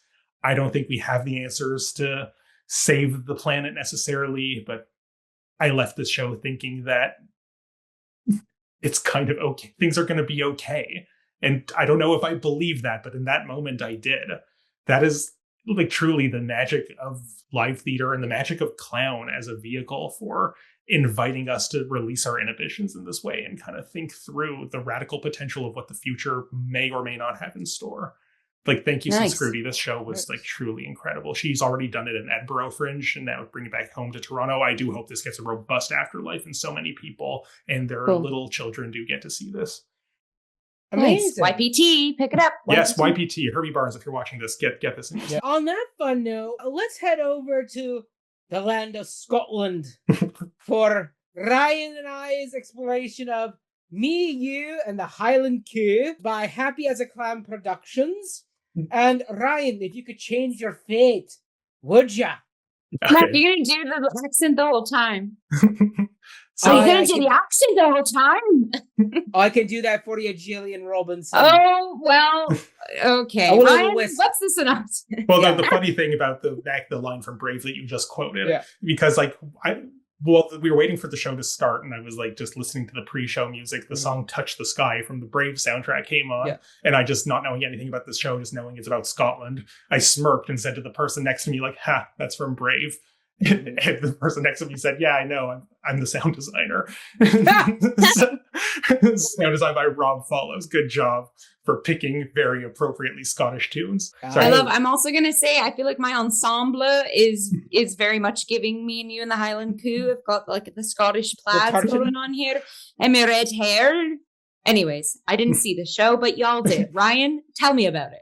Okay, so this show was written and directed by Sarah Mesquiortra Milstein. Again, apologies if we're ever mispronouncing anyone's name. And it was starring Amy Ring and Brooklyn Melnick as two best friends, both from Canada, who met while studying abroad in Scotland, University of Aberdeen. They at first have a rough start of getting to know each other. They both feel like fish out of water in this new environment, but eventually, as the two Canadians in their program, everyone's like saying you two should be friends with each other, and sure enough, they hit it off, and they do. At the end of their school year, specifically, they're waiting for their immigration status to click in so they could... Yes, the reasons they can stay. Yeah, so they could stay. So apparently part of the legal minutia of that process is that while you're waiting for your immigration status to be processed, you cannot leave the country. Mm-hmm. And the unfortunate thing is that both of them have a relative back home in Canada who is in some kind of peril.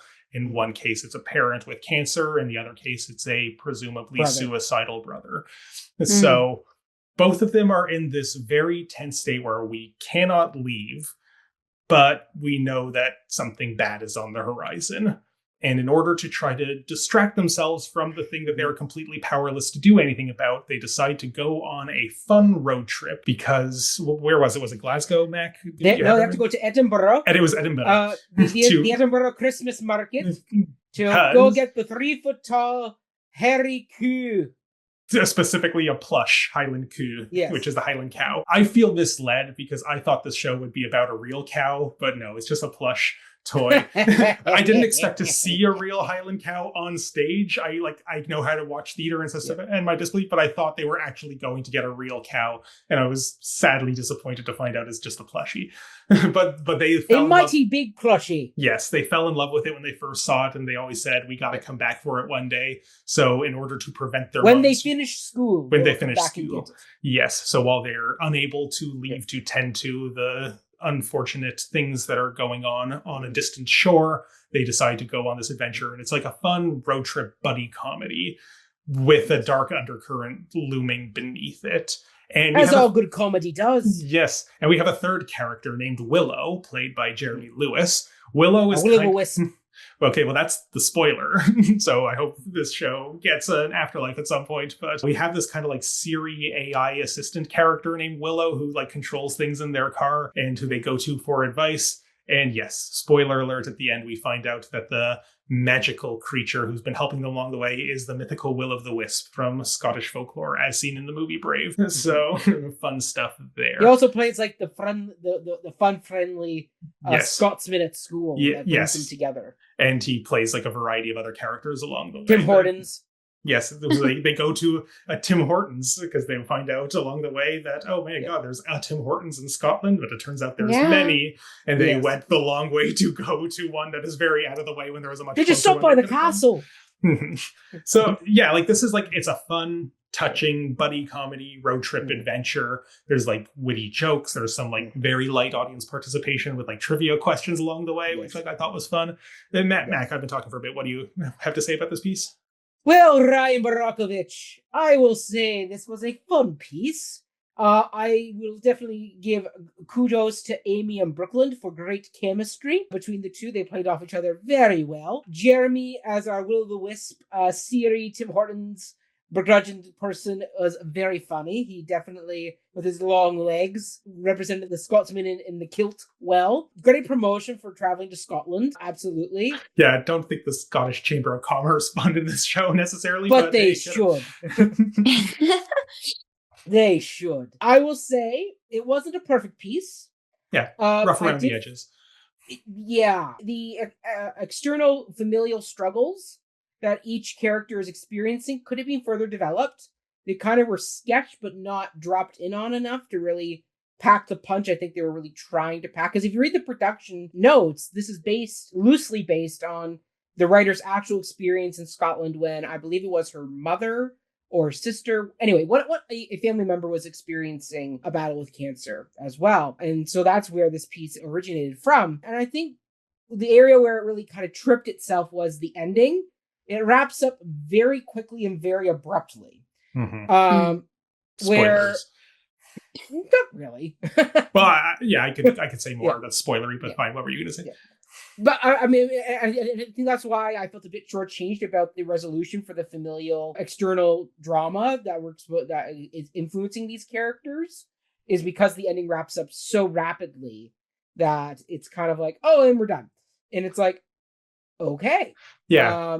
Like you kind of get a quick, happier resolution when I feel you could have maybe gone another maybe 10 minutes and kind of just given the piece a bit more room to breathe, to let these emotional beats really kind of simmer. The Harry Coo, a great addition. So much fun to see it actually come out on stage at the end. And the audience members next to me, this couple, have their own plushie Highland Coo that they brought to the show as well. So clearly cute. The Highland Coo fans were coming out strong. Nice. There we go. But yeah, Ron, any more final thoughts? Yeah, like to speak on the ending, because I agree with you. I do think it like wrapped up too quickly. Spoilers, because I will say like the very last thing we end on is after they have had their happy ending, they got their coup, it feels good. We hear a phone call and they're like, uh-oh, dread coming. Like they've been trying very hard to not check their phones this whole time. And then it ends before they answer the phone. So that feels like the very kind of like abruptness. And like part of me kind of like admires that. Like on one hand, like we know what the call means. And even if it isn't indeed the answer that they're dreading, we know it is only a matter of time until that comes. But I do think there was maybe like a missed opportunity to let there be that kind of like profound emotional beat that, like you said, Mac, if it had gone on 10 minutes longer, we would have had to deal with the fallout of that. And I don't know if that better is probably like the wrong word, but like it would have added more layers of depth to this throughout this entire show. We're trying very hard. We, the characters, are trying very hard to be like, don't think about that. You know it's there, but like this is an escapist journey. And I don't find the payoff did give us enough of the, okay, repression is bad actually. And like, but even then, like, in most road trip films, there is this external force that usually is driving the road trip or the adventure that you're on. But in most of those stories, ultimately, the external plot device or external drama does have to be addressed. It doesn't get left on the side of the road, the proverbial road, as it were. Yeah. Well, and that's like the thing, like the coup itself, despite its top billing in the title, is a literal MacGuffin in like the Hitchcockian sense. Like it could have been anything. They could have been going to get a sexy lamp. Like it's not about the coup. The coup was a funny choice for the setting, but like it's the real coup is the friends we made along the way. but this kind of drama that they keep sort of like evading. There's like moments in it where we kind of like do get to confront it, but they In kind the of Tim like, Hortons. like one of them is in the Tim Hortons. Yeah. But I think, like there's a lack of poignancy, I guess, is what I felt in this, despite it being motivated by a very seemingly poignant engine. Yeah. So like, it's not necessarily trying to like be like mind blowing in this way or like really like give you a big cathartic release. It is trying to be fun, and where it's fun, it's fun. There's a whole thing about the Canadian house hippo, and I thought that was great. But like overall, I think there's maybe like another pass of the script that could really like find some of these points of tension and maybe get more of an emotional gut punch, because it's clearly gesturing towards it. Yes, exactly. Cool. And we're down to our final three. And so we have a Ryan and Jill show called Killy Willy by Firstborn Theatre. Ryan, is there a Free Willy whale in this piece? Yes, it's about whales. It's a whole show of whales. Excellent. It's a whale of a time. Hey. Yeah, so this is like a fun, over-the-top, silly musical. The book was written by Eliza Smith, who also appears in the cast. And the music and lyrics by Mona Fife, and is directed by Zoe Marin, music director Benjamin Kersey. This is a show about performing whales in captivity and why that's not so good, for lack of a better word. But it's also about the whales in the wild, who are also dealing with human-made threats to their lifestyle. Captain Ahab. Oh, he makes an appearance in it from a certain point of view. Yes, this is very much a show that takes like any kind of whale joke you could think of, puts it in there, throw it in a blender, see what comes out. So our main character is the titular Killy Willy, or rather just Willy at first, who is a performing orca, very much like Shamu, who is played by Maya Fleming.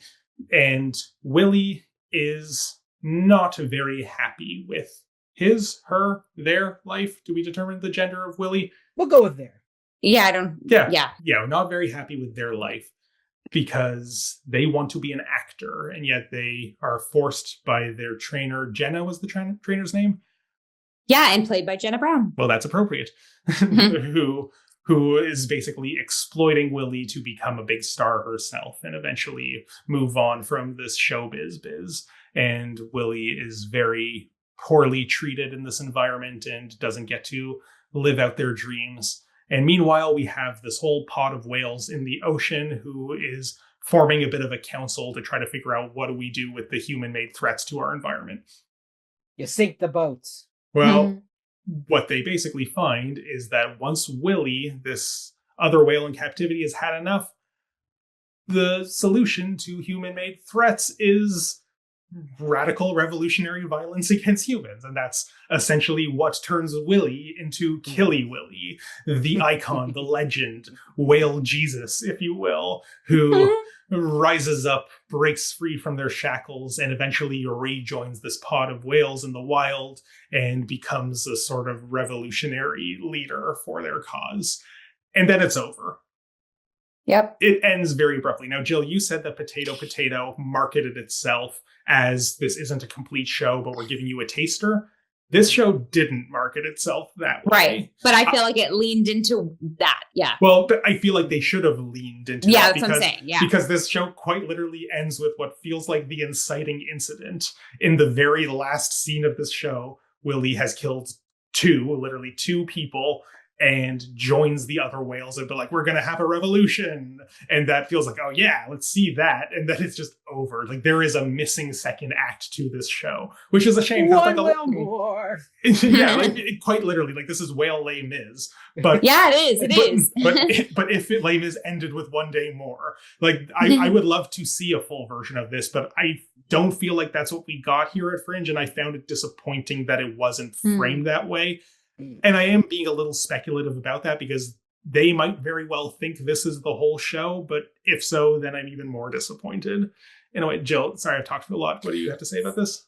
No, I agree with you. But like overall, I think like designer wise, this show really popped. I also went, it was called like the ball. It was like the whale ball. So people were supposed to like dress up in like whales? No, like in like nautical costumes. We played bingo. Did you have a bingo card at your? No Oh bingo. my gosh, yeah, we got a bingo I card. technically saw the preview, I should preface, so you Okay. can sort of talk about if there was So roughness mine in my was experience. kind of like fun. Like you got to play along like anytime like you heard like reference of like Michael Douglas or like Or George Clooney. or like George Clooney Who or represents like all of if man. you hear 15 different songs. So we got to it was a little audience kind of like on the side participation thing. So really cool marketing ploy there too. This was a huge cast and I think everyone was very dialed in and super talented. They all played their own music as well. Like it was live music by the folks on stage. I want to just shout out, I'm doing my shout outs and then I'll roll back to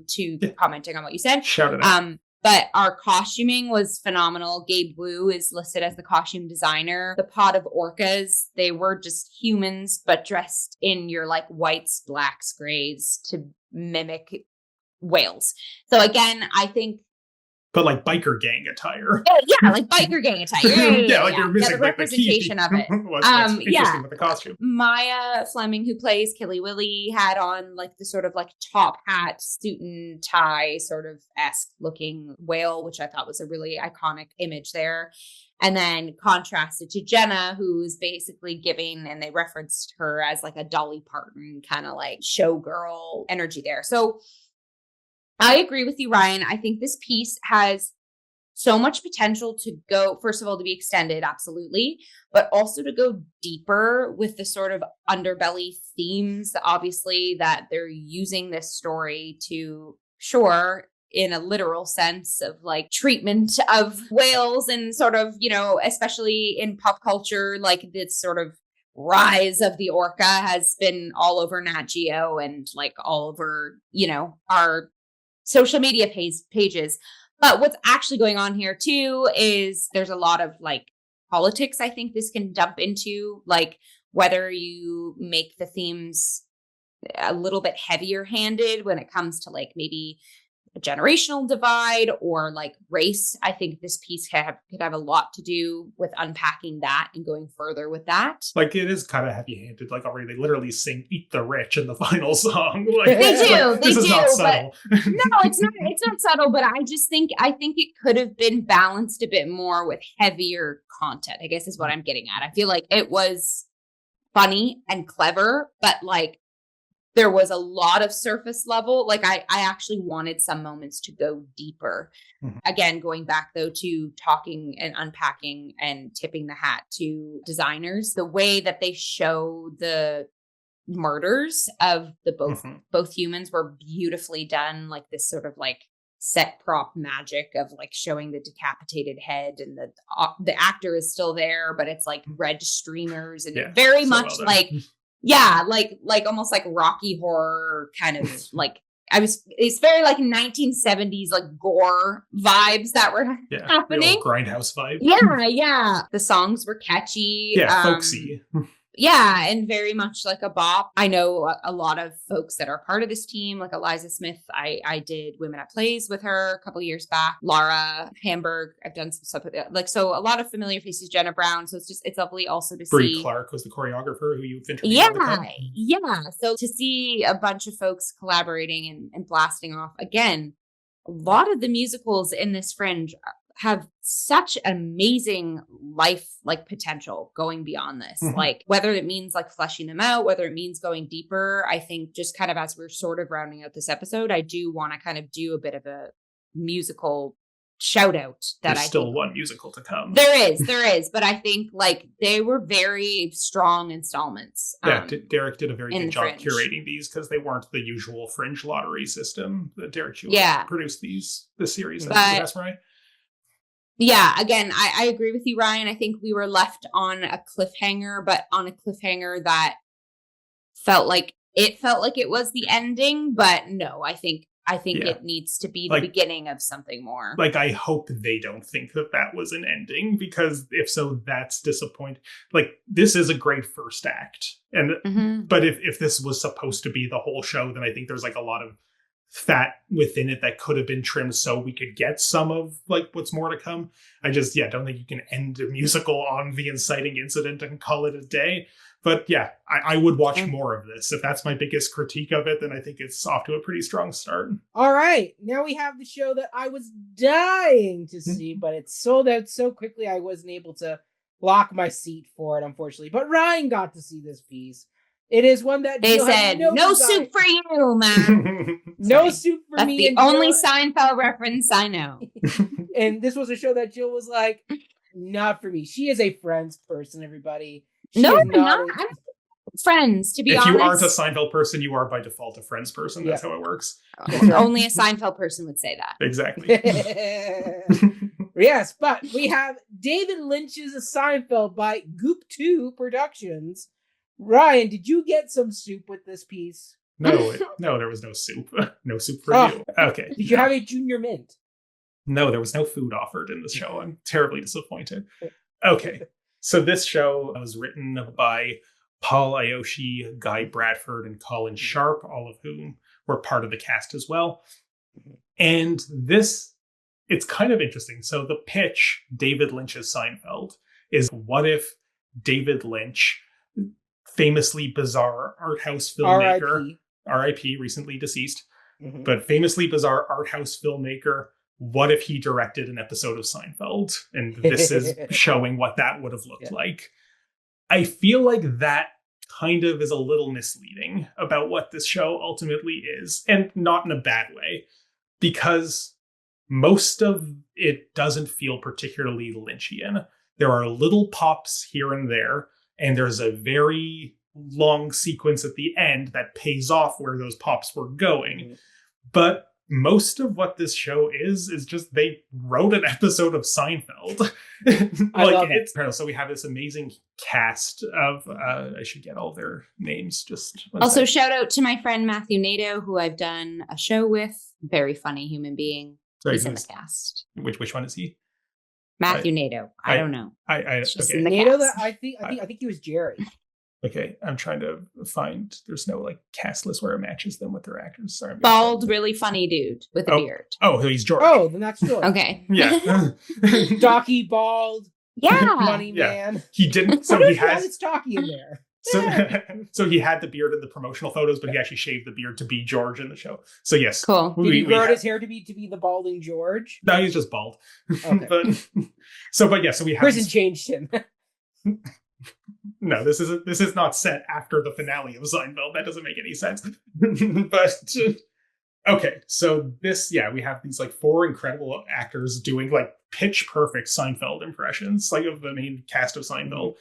And they wrote a plot that like feels like it could be an episode of Seinfeld. Like so much of it is like motivated by, Jerry has this like whole thing about how he's like can't sleep. He's having these like recurring nightmares that's making it hard for him to write stand-up, and he needs to write stand-up because Elaine has this pendant publishing event that he's supposed to perform at, and it's kind of like ripping off like small things from specific episodes of Seinfeld. Like there's an irritable Russian author, like in that one episode, who late as usual. Yes, but they've kind of like changed the specifics, but it's like very much the point there. And like she's just like, despite being in a gulag, she's just like the pickiest eater and like hates all of this American food. And Kramer has this whole thing about how like the Mackinac donuts, like the Mackinac peaches from the one episode of Seinfeld, like once a year you get these best donuts ever, and that turns out to be the one food that will please this Russian author. So Elaine needs Kramer to keep bringing a supply of these donuts, which is also reminiscent of the episode of Seinfeld where George needs Kramer to get the calzones for George Steinbrenner. Like there's just like so many pieces. Like this is kind of like the best kind of fan service, because like you could kind of imagine like really bad fan service, like literally the last season of How I Met Your Mother, in my opinion, where that show, or even like the fourth season of Community, I think is a good example. Like when shows do fan service for themselves by like, we're going to reference things from earlier episodes. Don't you remember that from the earlier episode? Like that is just what the whole final season. The Seinfeld finale. Well, no, that's a different story, because that's not really like fan service and like what I'm saying, because like that's like a paying off, like, oh, you thought they were just being jerks to these people all the time, but like now it's like comeuppance. Like that's like one of the best finales in TV history. I'm talking about just like how you know, you just like in How I Met Your Mother have like Barney yell grape scotch in like the final episode, and like, don't you remember there was a thing about grape scotch in like an earlier thing? We're paying stuff off. Like, that's not a payoff. That's just like you trying to do bad fan service. Like, but this show just like takes things that feel so at home in Seinfeld and construct it into a new Seinfeld episode that like works Does Newman well. show up? Very briefly, but yes, Newman does show up in it. Excellent. And that's the thing. Like, it's like no specific. Or is it scripted? Sorry, say that again, Jill. Sorry, was it improv or was it scripted? Completely scripted. Okay. So why I'm focusing so much on just like the Seinfeld of it all is because like, yeah, that's what most of it is. But remember how I said that Jerry's having these recurring nightmares? Mm-hmm. Well, those nightmares are of a very mysterious tall man who keeps showing up at his stand-up shows and just staring him down and maybe even like doing his bits better than him. And like, this is like where things start feeling a little eerie, a little Lynchian about like, oh, where is this going? And then after we've kind of had the resolution to our Seinfeld story where George is also trying, I didn't mention the George plot line, but he's trying to avoid this guy who's tooth he chipped because he brought a stale baguette to a dinner party, and now he's trying to avoid him so he doesn't have to pay his dental bills. It's a very George kind of story, which takes pieces from specific other George stories from Seinfeld. Commemorate. But then when they finally come in with like the donuts to please the Russian author at the end, they're Kramer's like emergency donuts that have been sitting for a while. So, oh no, they're stale too. So they chip her tooth, and it's like everything comes back full circle, like the best episodes of Seinfeld always do.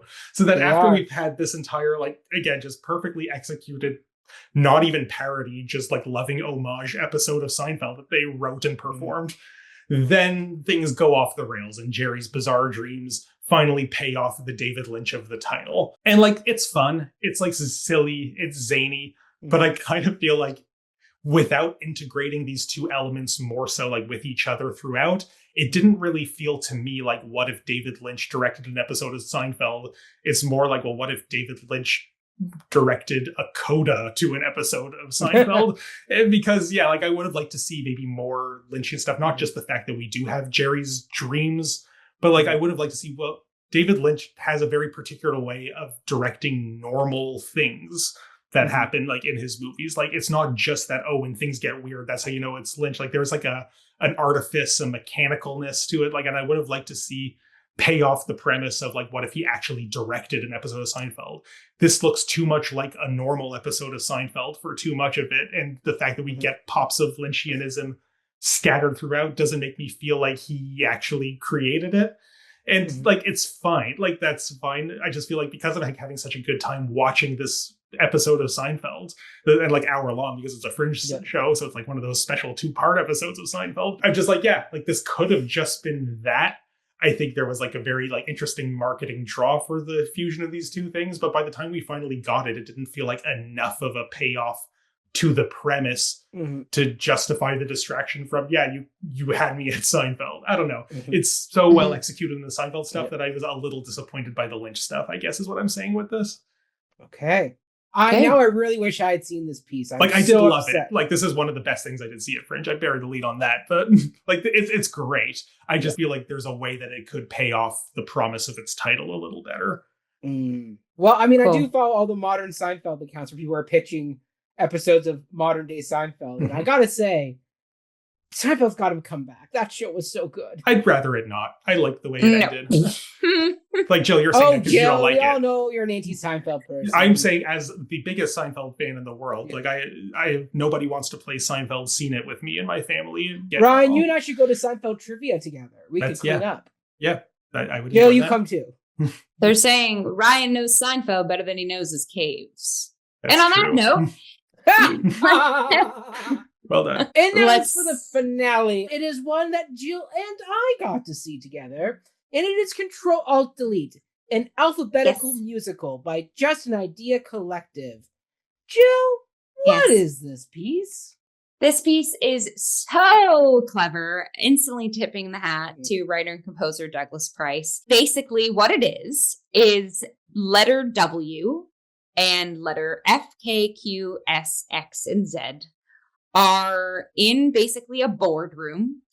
And the English language is going through a sort of downsizing. And it's the letters that aren't needed anymore. So it's letters that can be combined with other letters in the alphabet. So they're all basically in this boardroom, basically being like, folks, one of us is going to be chopped from the alphabet.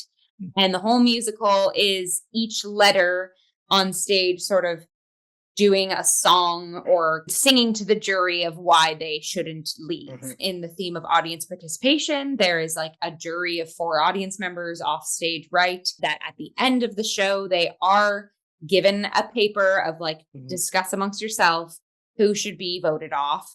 And definitely that changes throughout. I'm almost positive. So I had the beauty of sitting behind Douglas Price and other folks that were part of the creative team. And just judging by the reaction of who was banished in our show, because Mac, we actually got to see the same show, they were like so jazzed. So I actually think it's baked into the end of like the jury does choose. I think ultimately the ending is still the same, no matter which letter gets voted off. Oh yeah, no. But I think the reaction to whatever letter, but I think that performer has to take on those lines though. Yes, and they might have to change that end iteration, which is if cool. only you had seen separate shows and then you could compare notes. Compare notes, which is what we had with Iris too. It's so clever, and honestly, all of the songs of this musical I want in my book. Like I just think they're really brilliantly written. The show is like peppered with puns. So it was also done in the Theatre Pass Marais space. So like I said, the main set dressing is like a long board table with chairs, but then there's like projections of like words and letterings and phrases throughout that just offers a good little accessory there. Each letter has their own personality, their own quirks. They all go up to bat. You find there's like little like love triangles happening. There's some beef between the different letters that kind of all gets like brought to the surface too. So obviously it's like, yeah, the alphabet all together kind of in a corporate setting, but it's like it's also just what if you were a bunch of employees, like, you know, and one of you is going to get fired. I don't know. It was kind of like a cool little take on that. Can I ask a question? Yeah. Yes. How did they make the actors embody letters? So they were just dressed in office attire, and then their name tag was their letter. Gotcha. Yes. That's so all they it didn't was. like have to walk around like I'm F. No. They just had the little standard like clip-on like plastic badge that had their letter. Okay. Can I also super cool. ask? Yeah. Does Q get the axe at the end? Because I don't. Not in our show. That does not in deserve our show. Any letter that needs another letter to make the sound it's supposed to make shouldn't be a letter in its own right. This is an obvious choice. There's a whole thing about that. And like one of the audience members becomes the letter U, and there's a whole like dancing of that. I also want to say like the letter U and also LMNOP. And LMNOP, yes. That's not a letter. That's because there's a whole according to Wikipedia. All right. It has a whole Wikipedia page. I'm sorry I missed this show. I want to see it, but yeah, it's really good. And like I think it will get more life. Like it's very strong. Like Douglas's writing is good. The singing was impeccable. The choreography was very intricate. Each letter's song was supported by all of the chorus as well. So it was also giving like the alphabets all coming together to support each other. And that's kind of like a theme at the end. Like they all have the final song of them all being necessary and what have you. Even Q. Especially Q. Especially this Q. The songs of this too, like I was also personally going through a little hump when I saw this show too, and there's the relationship between S and K, K's song. And I'm really glad shouting out Alexis, the actress who plays K. Alexis Raphael. I met her seeing another Fringe show. Very lovely human, stunning vocalist, and like really does a phenomenal job on this piece. So basically S is having an affair with X. Scandalous. E is in between S and X. What does that spell? But so K has this whole sort of like solo song of like not standing for that and like standing up for herself, and I don't know, it just like not being silent. Not being silent. No, seriously. Clever. Also Ryan, you would be obsessed with the soundtrack of this. It's very very very and clever. Apparently there's puns. Many puns. Very sharp across the board. Definitely want to see it in a bit more of a sound proficient space. Theater Past Mariah again, garbled a lot of mics. Not great. So I love that we had this musical iteration of Derek Chua backing it, but we got to put it in a different venue because TPM is not hitting the mark. This was a good proof of concept for a lot of shows that will hopefully have a better iteration later. Yeah, and just like a better platform to blast off. Especially for a word-heavy show like this, where the whole show is it is word-heavy too, literally. And Ryan, you would have this show would have this would have been at the top of your list. We as a rule on the Cup, when we request comps from these shows, we don't ask for more than 2.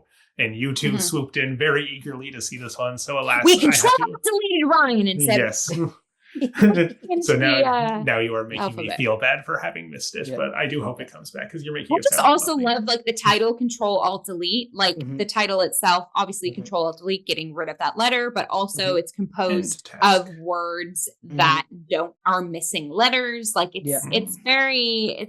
it knows what it's doing. Mac, I've been all over the keyboard. Take it away. Yeah, I mean, share your words. This is a fun show. It didn't beat Iris Says Goodbye, which was still my favorite musical and show of the entire Fringe Festival. That show still came out at number 1 on my list, but this was a close second. This was a fun concept of a show. I was saying to Jill afterwards, I'm like, they should pitch this to DreamWorks. Like, this would be a perfect animated film. Definitely. Absolutely a perfect animated film. The idea of removing letters is intriguing because what was one of the ones where like you can basically like you don't need like F can be PH. Yeah, exactly. Yeah. Where it's like they're not wrong by selecting these letters to go up on the chopping block. Their arguments were solid for why they were picked. The twist with W, great, and W absolutely deserved to get voted off in our episode. Our episode? Yeah. Yeah. Our iteration of our show. Letter X grew on me. I was really rooting for X to get voted off early on in this piece. And then after their big number where you find out they're the younger sibling to the letter A was great.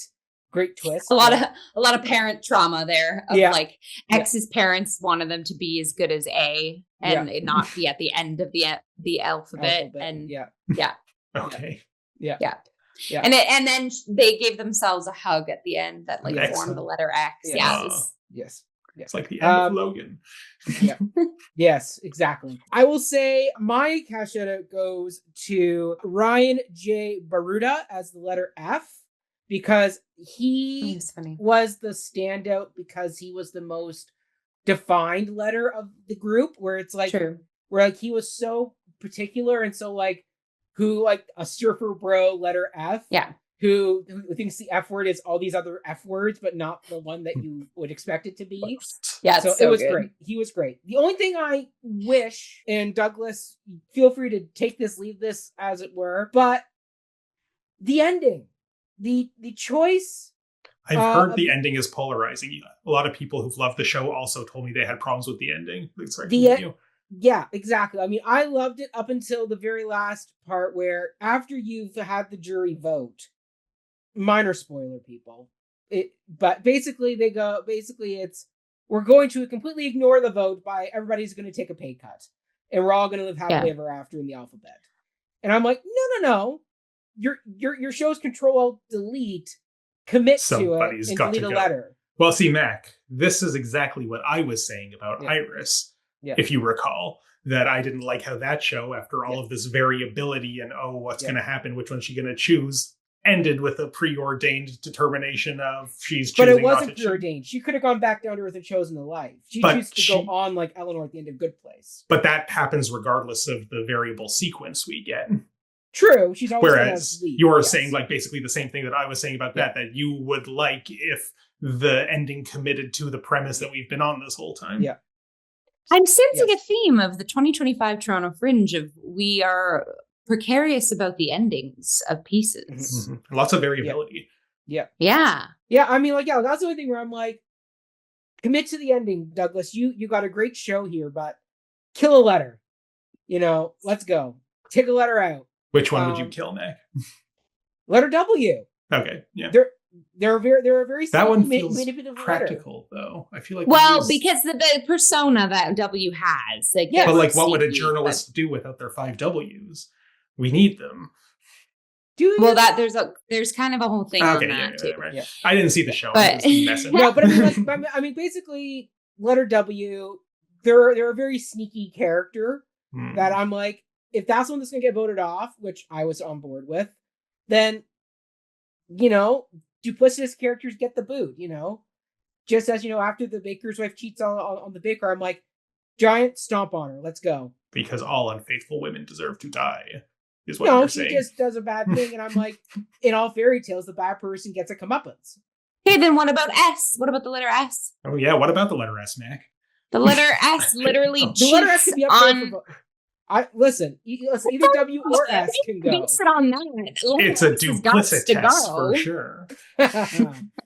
Yes. But But I mean, also letters kind of gets his own comeuppance in a way because Kay says, "I'm not getting back together with you." yeah, Like, true. So letter S does get some form of comeuppance. Letter W does not. Letter W ends up with letter F in a way. Yeah, they have a crush on each other. Yeah. I feel like one letter that you haven't mentioned at all yet is Z. Tell me about that.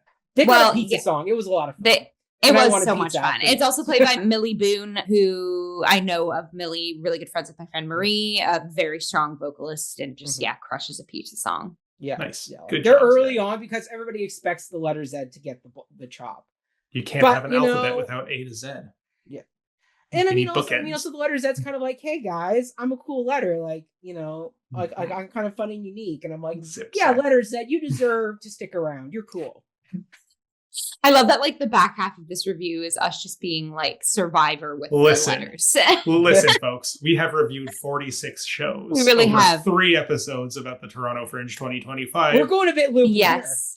Let's say on our sort of endings chat, Yeah. let's round out and end the trilogy that is the Toronto Fringe Yes. 2025 Roundup series. here. Mm-hmm.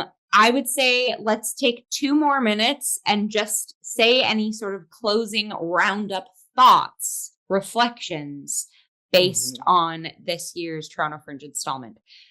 I can kick us off. Please. Kick us off, Jill. I might sound like a bit of a broken record, but as always, I love that we get to do this. We get to, like Ryan said, see a plethora of shows varying in genres, seeing familiar faces don the stage, seeing new faces don the stage. I want to shout out very stellar solo pieces across the boards this season. Very strong, like I said, musical installments and blossoming of that genre. I know there was a lot of like venue change for this Fringe. There was kind of polarizing opinions on the Fringe patio not being a Transact, being in the Soul Pepper space. So that might change going forward, but I think it was lovely having Soul Pepper's theaters as the hub, and the yeah. lobby as the hub. I think those spaces, utilizing them was great. Mhm. Yeah, that's kind of my little reflection roundup there. Mac, thoughts? I will say Mixtape Productions, another stellar show this season. Can't wait to see what you guys are going to do next. This was a great year. I mean, once again, I love musicals, but yes, we do need to make sure they get put in a venue that enables them to have the best possible chances to be heard and understood and supported. A lot of great musicals. I was happy to see a good solid selection of them this year, and all of them in relatively good to strong shape. None of them were like, oh my goodness, this is so rough and why? How? I mean, I'm also fascinated by the fact that Ryan got to attend a lecture that was a Fringe show. And that's such a cool, And that you and I Mhm. got to attend a lecture on pantomime masturbation. which is still such a thing to Nice. say. And yeah, I mean, there's a whole bunch of shows that I hope we get to see have life beyond Fringe. I mean, that's something where I have beat this horse to death so many times, but every artistic director of every major company should be at the Toronto Fringe, picking shows up so we can program them and give them new life across, not just across Ontario, but across Canada. Like, our artistic directors come into town, like, see the shows and give these pieces life. Like, not just at another Fringe festival, because those are always lotteries. You never know what you're going to get. But, like, there's so many pieces here that just deserve the chance to keep growing, and we need to build that network stronger. Like, there should be an area of every season where it's like, hey, you know, we saw this last year at the Fringe, we're bringing it back this year, maybe not the same cast because they're not available, but the show itself is worthy of it getting programmed here. Like, Stratford, you got the studio theater that you're barely using this season. Put some damn Fringe shows in there. They got The Art of War in there. They have one show. Yeah, I know. They have one show in there, and that is a perfect venue. And the fact that they're now extending all the way to November, it's like that is such an ample opportunity of like, hey, October to November, Stratford has gone to see all these Fringe shows, and now they're going to give these shows a chance to come to Stratford, where the entire Stratford Festival was originally intended to be a laboratory creative space for Canadian works. And like, get in there. Shaw, you get in there too. Like, we have great big theater companies here. Like Mirvish, Iris Says Goodbye is a perfect CAA theater show space for that. Like, David Mirvish, get on that. Like, we have a plethora of terrific shows that come out of the Fringe. Every year we have gone to see the Fringe over how many years now, Ryan? 3-4 years? This is our fourth year covering Fringe. As our fourth year covering Fringe. I've been going to Fringe my whole adult life. Yeah. But 4 years we've covered the Fringe Festival, and rarely do I see pieces get life beyond the Fringes. And we got to fix that, people. We got to do better by these artists, by these companies, because they are producing terrific work that deserves that deserves legs and life, and to grow the Canadian theatrical industry. I mean, elbows up, people. Let's go. Like, do we need Beetlejuice the musical touring into Toronto, or can we not give that space to Ctrl-Alt-Delete? You know, like over at the Royal Alex. Like, come on, people. We got to do better and give them good sound. You're here, Mac. Nice. Yeah. Ryan. Well, I don't know how to follow that. Yeah. You can edit around and change it so you follow. I'm not going to do that. Yeah, like I completely agree with everything that both of you have said. This was a very good Fringe. I did my final ranking of all the, what was it, like 36 shows that like I saw, or that's not right, 34. And Ryan said he would take it easy this year, people. Yes. I'm going to end this episode by saying to both of you the same thing that I said last year. Promise me that you will remind me to see. You know, somebody should have reminded me, but alas, it's Christmas tree. Watchers indulge. You don't need to cap it. See as many as you want. I did. It's and Christmas I had a great for you. Time. That's what I'm saying. This was a wonderful Fringe. I did my ranking, and Fringe is always a mixed bag. But if you draw a line halfway through what I saw, there were a lot of really good shows on the south side of that line. This year, I saw so many shows, and there were way more hits than misses. I had a blast. Ho, ho, ho. Merry Fringemas. Merry Fringemas, and to all a good summer works. Huzzah. That's a great plug, because that's blasting off next. It is. Cheers. Cheers, cheers, cheers. All right, everybody, we will see you after the Fringe now, and we have some interviews coming. We got Jill's off to go see a play. So keep an eye out for that. We got some things in the pipeline, you know. We may be talking some Heath Ledger and Julia Stiles at some point, you know. We got some things coming into the fall. You never know. Ryan, Perils, do another Stratford Roundup. You never know. We'll see. I'm reviewing all of Stratford elsewhere, so I don't know if before we do a final cheers, shall we do a little sign off of the social handles? Oh yeah, we got to do it. Oh yeah, that. Yeah. Ryan, give us that classic Ryan Borochovitz send off we all know and love. No need to find and follow me personally, but if you like me and my theater thoughts, most of them tend to live here on the Cup. That's at COH Theater on Facebook, Twitter, and Instagram. Cup of Hemlock Theater on YouTube, where you might be watching this. Cup of Hemlock Theater and all the podcast places where you might be listening to this. And you can read Ryan's other theatrical thoughts from Fringe over at Next. Yes, there's stuff there, including a wrap-up article, which is basically like what the last segment of this episode has been. So that's right. Stuff like that. Nice. Iris got a big section in it. As it should. Jill, give us that classic Jillian Robinson send-off. Yeah, folks can find and follow me on my artist Instagram account, Jillian.Robinson96. As I mentioned earlier in this episode, I just wrapped up performing in Hamilton Fringe, which was a hoot and a holler. I have been gratefully blessed with a lot of self-taping opportunities, both for film, TV, commercial, stage, cruises. When it rains, it pours, folks, and I'm very grateful, but I'm also staying hydrated and staying up on health and all the things, balancing with day jobs and all that jazz. I still continue to post songs and upcoming fun, quirky things on my page. So give it a follow if you want to follow Jillian Robinson and all my Vibes there. Mac, what's your vibe? You can follow me at Mackenzie Horner on all social media platforms. Follow my musical theater antics over on Before the Downbeat, a musical podcast. We are heading into the final episodes of the current season, where we cover everything from Book of Mormon to Assassins to what else? We just did Dirty Rotten Scoundrels. Currently at the Stratford Festival. Though we record our episode well before that. Either way, I'll be seeing it later. I can't wait. But there we go. Lots of fun materials there. Even Ryan showed up for an episode to discuss some Roman theater. Wait, that one came out already. I know. That's not the upcoming. Okay, cool. Yeah. Gotcha. I'm plugging you, Ryan. Don't plug me. There we go. All right. On that fun note, everybody, stay healthy, stay safe, and we will see you all in our next episodes. Cheers. Cheers. Bye. Bye.